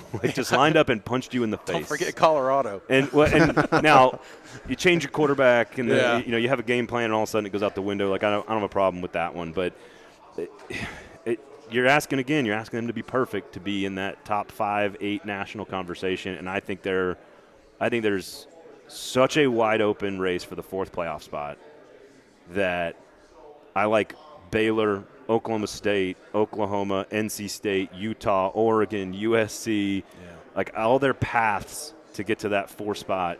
A&M's just I'm not buying. I'm kind of backing off A&M a little bit in terms police reporting this morning. That changed your mind at all? If you're good enough, sometimes those things go away. Hey, Braden, on your way out the door, can you tell the audience how to find you? At Braden Gall on Twitter, Full 40 Sports on the YouTube page is almost all SEC football. We kind of have converted that to just an SEC football landing spot. We got all kinds of player interviews up there. We got a bunch of content everywhere. Fringe Element is the name of the podcast, but I just kind of tell people, go to the YouTube page. You'll find it there. We've got all different kinds of stuff up there. Again, Shane Beamer, Sam Pittman, a bunch of folks. And then, again, if you're in Nashville, which I know you are, and you want to cover other stuff, well, Full 40 Sports has got a lot of other stuff for you, if you're a Nashville SC guy or, Titans or whatever. But, again, that's sort of a different product. So 440 Sports, YouTube page for college football, at Braden Gall on the Twitter account, Athlon Sports Cover 2 for the entire country, if you want to cover all that stuff. So we got. How do you know what shirt to put on in the morning, You want to know? Here's how you do it. All of my coverage this week brought to you by J.E. Dunn Construction, and that is the shirt I put on this morning because they paid me to put on the shirt. Again, top 100 workplace in America, $5 billion in annual revenue, and I'll tie it back to college football to wrap it up. And I think this is a great trend in the SEC, and this is why you go work for J.E. Dunn. Sam Pittman cares about his people. Mark Stoops cares about his people. Josh Heupel is Coach Dad. He cares about his people. And we are seeing a wave of coaches that are just regular dudes, that are just ball coaches, that love their players, that want to take care of their players and do right by their players. And the used car salesman shyster is not a part of the hiring process anymore. I think that's good for the game. And if you want to work at a place like that, go to J. Dunn. So. Absolutely. Thank you, Braden. This was outstanding. I really appreciate it. Yeah, I love hanging out with you guys. All right, so, hey, pleased to be joined first time in person by Mr. Chris Marler, of course, Saturday Down South. We haven't seen each other in 3 years. 3 years. Brief introduction. I thought you hated me. Well, I did, yeah, for sure. You hated me too, though. So it worked. And then we became friends after because of the hate. And since that time, you've even started a podcast, College Football Uncensored, that's kicking ass. It's doing pretty well. It's not as good as y'all's, but, we're trying. And we just I guess this is technically year 2. But it's a lot of fun, man. It's finally I was on the SCS pod for a while, and that probably isn't going to be listened to by that person. So I'll just say it. I didn't get to say how I guess my true self. I wasn't allowed to use cuss words. I had to use the bleep button. There's just something not fun about it. I didn't realize that. I think I got you in trouble. You had me on the show, and I was cursing up a storm. I didn't know we weren't allowed to curse. It was really, really messed up on your end because I wanted to do all those things. It was like you got an ice cream cone. You were just waving at my face. Exactly. But I had to write down all my time codes when I would say bad words. It takes the fun out of cussing. I thought that was the point of a podcast, was to say whatever you wanted. Not in America. No, that is not okay. You can't do that. That's the only time that I've ever done a show was with that SEC podcast. It was never anywhere else. And then we get up here, and the guys are getting going. He says, "Now, Shane, you can't cuss." And I'm like, "What do you mean? Well, you can't." can. Well, no, it's like a $25,000 fine. So now I'm just thinking about the words that are coming out. out. Wait, really? For radio. Oh, okay. And it's not like I cuss a lot, but every now and then, word not comes nearly out. fucking enough, man. I mean, well, the thing with y'all too is like y'all are so late. Like, it's just y'all having beers and talking Yeah. football. I mean, Yeah. like probably sad We've beers got a because it's about cooler under Tennessee. here. That's not funny. I already asked you if you had one.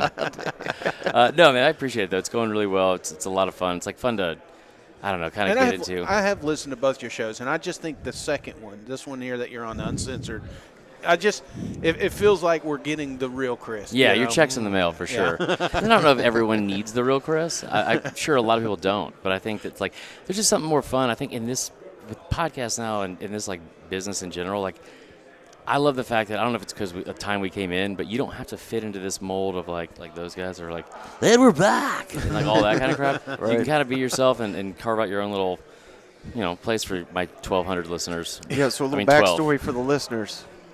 Chris asked, I thought it was the best question so far. Me today is asking Sam Pittman about his gambling record, and these old timers next to me, they were quite offended by that, even suggesting bringing up a gambling line here. I mean, I'm gonna ask. And Sam Pittman seemed to be fired up about it. Yeah, he gave me a go hogs. I'm gonna ask Soups about prostitution. I guess. I mean, I don't know. Like what's next? We just keep pushing the envelope, see how mad they can get.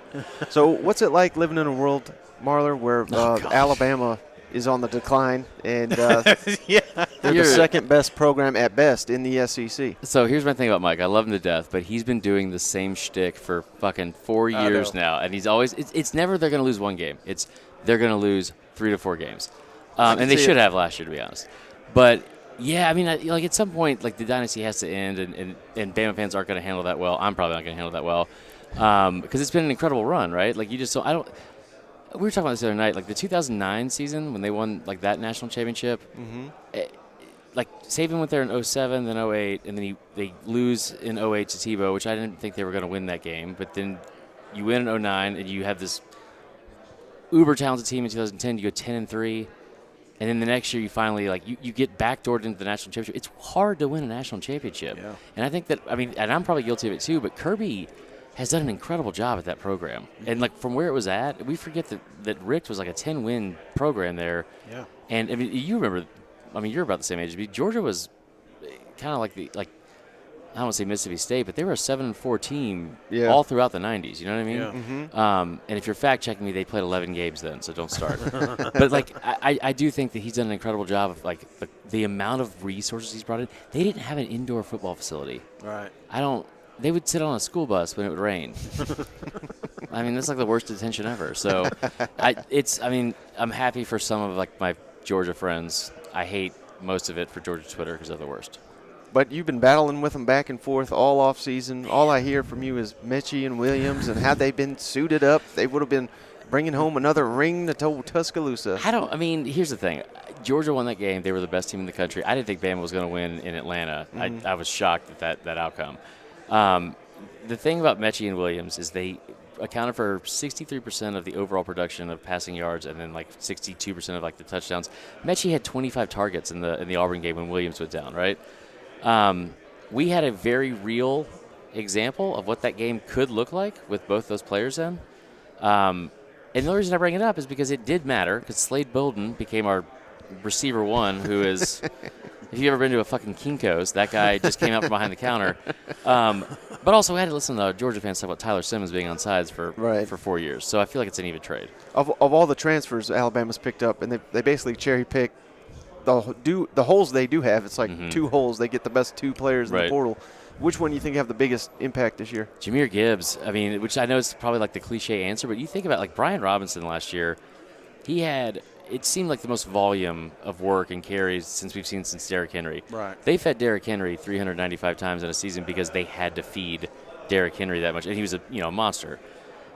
They were just gutted with injuries. I mean, they lost, I think, 3 separate backup running backs. You had Keelan Williams or Robinson, whatever, go to Texas. And, I think towards the end of the year, Brian Robinson was a good running back. But if we're being honest, I don't think he was necessarily – wouldn't have him in my top 5 running backs there from the past couple of years. Jahmyr Gibbs is a talent, man. And no one's as high on Georgia Tech as I am. It's just I don't know why. I want them to be good so badly because I'm from Atlanta. He was good with them, and we had like 6 straight games where he had a touchdown over 50 yards, and it's the ACC, but he was on Georgia Tech. Right. So, that's tough. But yeah, I think he's gonna be a breakout player. I think we're talking a lot about Nick Saban. This year, it just feels different. Mm-hmm. It feels like a revenge tour. You know what I'm saying? Oh, man. Do you not get that vibe? So I've been saying that at times when I'm overconfident because that's what I hope happens. But the last time I uttered those words was 2019. Yeah. Because that 2018 team, people thought it was the best team ever. And me and you were going at it in slack. Bama was. Even Bryce gets the Heisman, doesn't give a shit. He's mad he lost the national Well, championship. that's because he shouldn't have won the Heisman either. He should have given it to his teammate. No, but I mean, I think part of that's probably dressed up a little bit for a kind of coach speak. But I don't want to say that it's automatically going to be a revenge tour. Because last time I said that, Alabama lost like 3 starting linebackers with torn ACLs immediately. But also, it's really tough. If you ask me today, I think Georgia has a better chance of getting out of the SEC than Alabama does. Yeah. The schedule's easier. That offensive line is bad. Yeah. That offensive line is really bad. And talking to people close to the program, Will Anderson is such a nightmare to deal with in practice. You can't get good reps in. So he's primarily kind of sitting on the sidelines. They're just trying to keep him healthy and in shape, which I don't know how that plays out. Like I've never seen a talent like that. You know what I mean? Yeah. Besides Bobby Boucher. And so, I don't know. Like that offensive line is an issue. It's a really big issue. Yeah. And I don't think those receivers are as good as the guys were last year. Yeah. And at the most or the least, they're very unproven. So explain to me why you think Tua is the worst quarterback in the NFL. I'm going to kill you. I see you defend that guy. I mean, I hate how we like write players off after like 2 years or 1 year. You did it when he was in college. Oh, of course. I'm talking about everyone else. I'm allowed to do it. Right. I was just doing it to troll you. That's fair. I fell for it. I still am. So, no, I think Tua is like. I think I always say this on the pod. But we're a nation of haters. We want to constantly shit on anything. Yeah. That for whatever reason, it doesn't mean we're jealous. People hate Nick Saban because he's beat the crap out of all these teams for like 15 years. Tua showed up and he was like tan Tebow and wins a national championship and like it's this whole thing. And he's like, he's got the eye black, and he's like this kind of. He's playing the fucking like mandolin or whatever it was. I mean, he's like, you know what I mean. And so, I think that teams were. That was like an era where I've never seen anything like that at Bama, where he's like, oh, Tua put up 300 yards and 4 touchdowns, and then he sat the last 3 quarters. You know what I mean? So people got tired of that, and I think that somehow he got this notion that he was soft, and I don't know. I mean, what pisses me off about the Tua thing about him being a bust. Aaron Rodgers sat behind Brett Favre for how long? I think 3 years. It worked pretty well, right? Yeah. But instead, in the NFL, now you got to start whoever you draft right away. Mitch Trubisky is going to be a starter in the NFL. Why? So I don't know who he would have played behind. He had Fitzpatrick there. He could have learned behind him. But when you throw somebody out there and you bring up this whole idea of like he's not tough enough, he's not durable. He had a almost career-ending injury in November of his senior year. Yeah. And then played in the NFL the following season behind a shit offensive line with zero like talent around him, like in any kind of skill position players. I'm probably a little bit biased about it too. I think that adding Tyreek Hill is probably going to be good. But case in point, did you see the reaction he got from the practice throw? The one practice throw earlier? That horrible underthrow? It was, oh my God. It's unbelievable. And it's become like a whole trending thing on social media. I don't get it. So, speaking of hating, are you going to miss hating on Bo Nix this year? Bo Nix went out to Oregon, my least favorite state. I don't mean, but he went to my favorite school in that state. So I don't really. That's such a weird fit. Like it seemed like if he came back and like, I don't know, was like on acid and had a bunch of long hair, that would make more sense to me. But he might not win that starting job. You don't think? He's not very talented. I mean, he's not. Isn't he? Don't start. I mean, he's got a great record at the Iron Bowl, doesn't he? He was 15 of 30 for 180 yards. Don't do this. Championship right there. Sure. No, I mean I think that like Bo Nix is always good for 3 things that are like incredible. You no one else can do on a football field. Yeah. And he's also responsible for like 3 things. You're like, what are you doing on the football field? I don't like. Auburn's in a worse spot. One of the toughest pills I've ever had to swallow in my entire life of watching college football was last year when somebody said if Bo Nix was healthy, Auburn would have beat Bama by 14 points. And it might have been worse. That was very accurate. Mm-hmm. So I don't know why he left, I guess. I mean, he was demanding playing time from that rent-a-cop, Brian Harsin. But well, speaking see. of Brian, which game does he get fired at? I'm in the minority. I don't think he's on the hot seat. I really don't think so? I think what happened in January was so embarrassing for that program because it was so stupid. And then you come to find out, like, talking to anybody close to the program, they were leaking information to find out who, like, the mole was or whatever, or the rat. You're messing with this guy's entire life and making up these horrible rumors that we all kind of wanted to be true. I mean, I woke up at like 5 that morning. I was like, yes. But, you know, like it's like a person's livelihood. It's their family. I just thought that was so weird. And then the thing about Auburn is so weird, too, is that would have been their 10th head coach all time that would have been fired for 1 year. 10th Really? all time. Yeah. But the thing with Auburn, too, is like they've had 5 of their last 6 coaches have won some sort of title or gone undefeated by year 3 at the latest. And 3, the third year was Pat Dye. Every other one has done it in the first year or second year, like Terry Bowden, Chiswick. I mean, Chiswick was 5-19 and then went 14-0. Right. Or whatever it was. And so. And Gus, year 1, wasn't it? Yeah, it was year 1. Yeah. That was tough. That was a great one. He had a lot of help on that one. I love that one. No, I think that this is when Auburn's at their best. In the same way you talk about how Bama was 11-1, Bama could have easily been 8-4, lost to LSU, I mean, Tennessee. I'm not going to fucking give you the credit. They should have lost to Auburn. They should have lost to LSU. You could argue the Arkansas game. Should have lost to Florida. They could have been 8-4. Auburn could have easily been 8-4, 9-3 if he just doesn't make a few mistakes. I don't think he'll make again. Like, I don't see you blowing another Falcons lead at home to Mississippi State. I don't see you not handing the ball off to Tank. I would assume he would go out of bounds in the Iron Bowl. Right. So I think that they're going to be better than people think. And here's the thing. If he goes 7-5 or 8-4, you can't fire him. Yeah. Because that makes you look even worse as a program. So everybody's going to have Alabama winning the East. Massive favorite in every game. What game are they most likely to trip up, and why is it Tennessee? I mean, that's a nightmare, huh? I don't think I can live in a world. Seems like the easy answer anymore. Have you noticed that? Just for Georgia, you two. Yeah. No, so honestly, I'm not convinced that Bama is going to – I think Texas is going to be a lot better than people think. One thing that's like wrong about fans, I think, is that they get into these like cliches that they just all of a sudden perception becomes reality, but it's not even a real perception. Yeah. Like Texas, we joke around that Texas isn't back. Texas is loaded. Yeah, we had a Texas guy on yesterday. He's very high on the Longhorns, and he didn't go as far to say they're going to beat Alabama, but he thinks they're going to be a hell of a lot better with Quinn Ewers back here. Yeah, I mean he's the highest ranked quarterback recruit in the history of rankings. I know you're not high on Sark because you ranked him 9th as the 9th best offensive coordinator one year, and I about lost my mind.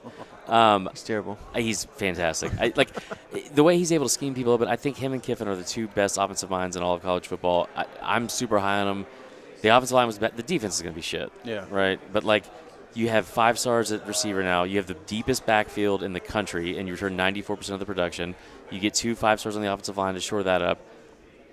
I mean, Stetson Bennett lit him up. You know what I mean? There was a lot of other teams that did too. KJ Jefferson did, and I think that could be tough. And I'm not sold that A&M is not going to keep that game close because of the fact that all the talent they're bringing in is on the defensive line. And where does Bama struggle the most? Apparently now in this fucking post-UGA national championship world we live in, is the offensive line. I mean, that game could look a lot like that 2018 Clemson game where you're completely overmatched in the trenches. So, which you don't ever say about a Saban team, and I never will again. Are you going to miss Coach O? I know we are. Yeah. Sam Pittman is like church camp Coach O because everyone likes him. He can say all of his words, which is great. But yeah, I'm going to miss Coach O. He is. You remember the Bama game last year with him? You were the one that texted me about it. You were like, is he trying to fight the fans? And I was like, oh, I'm sure it's taken out of context. And then you go back and he's like, just to every. I mean, yeah, that was the fact that he came into his last press conference at home and they said, so what are your plans? Moving forward, he goes, I'm going to go to Destin tomorrow. I was like, okay. So, yeah, I mean, I don't know who's going to replace him. Hey, man, we've taken up enough of your time. Tell our listeners where can they follow you and where to check out your work. So I am Vern Funquist on Twitter. It's a fun follow in moderation. And then College Football Uncensored is the podcast. We have CFP_Uncensored on Instagram and Twitter. Am I missing something? My mom's Twitter is Pastor Patty Sue. She has 2 of them, so you'll have to follow both. But, yeah, start your day with some inspiration and end it with some bad language and college football talk. Okay, enjoy Alabama's 9-3 season. I'm never fucking doing this show again. All right, so my God, we went Joe Rogan style on this one, and we still got 1 day left of SEC Media Days. A&M, Tennessee. Yes. Auburn. Imagine what they're going to ask Brian Harsin. So I'm telling you. Could be some fireworks for the final day of SEC Media Days. You got any closing thoughts before we end this one? No, again, very optimistic. I'm hoping that carries over to tomorrow. But, Brian is going to be here. There's going to be a little bit of a different, a different vibe, if you will. So I'm kind of curious how that plays off. Not to mention Texas A&M, Anais getting in trouble. I'm sure that's going to be everybody. So it's already started. So tomorrow is probably going to be packed with some more information, and we'll definitely get that out to you. So again, just be sure to check out the YouTube. Tons of content. Almost out. Too much. It is. It's too much. We got folks, asking us like, "Where's the interview at?" Like, we haven't. We're getting there, man. I'm telling you, it takes a lot to edit these things. Yeah, no doubt. So let's end this one, Shane, before we fall asleep. Let's get some food, take a nap, and do it all over again. That's it. All right, man. Well, till tomorrow. I'll see you guys.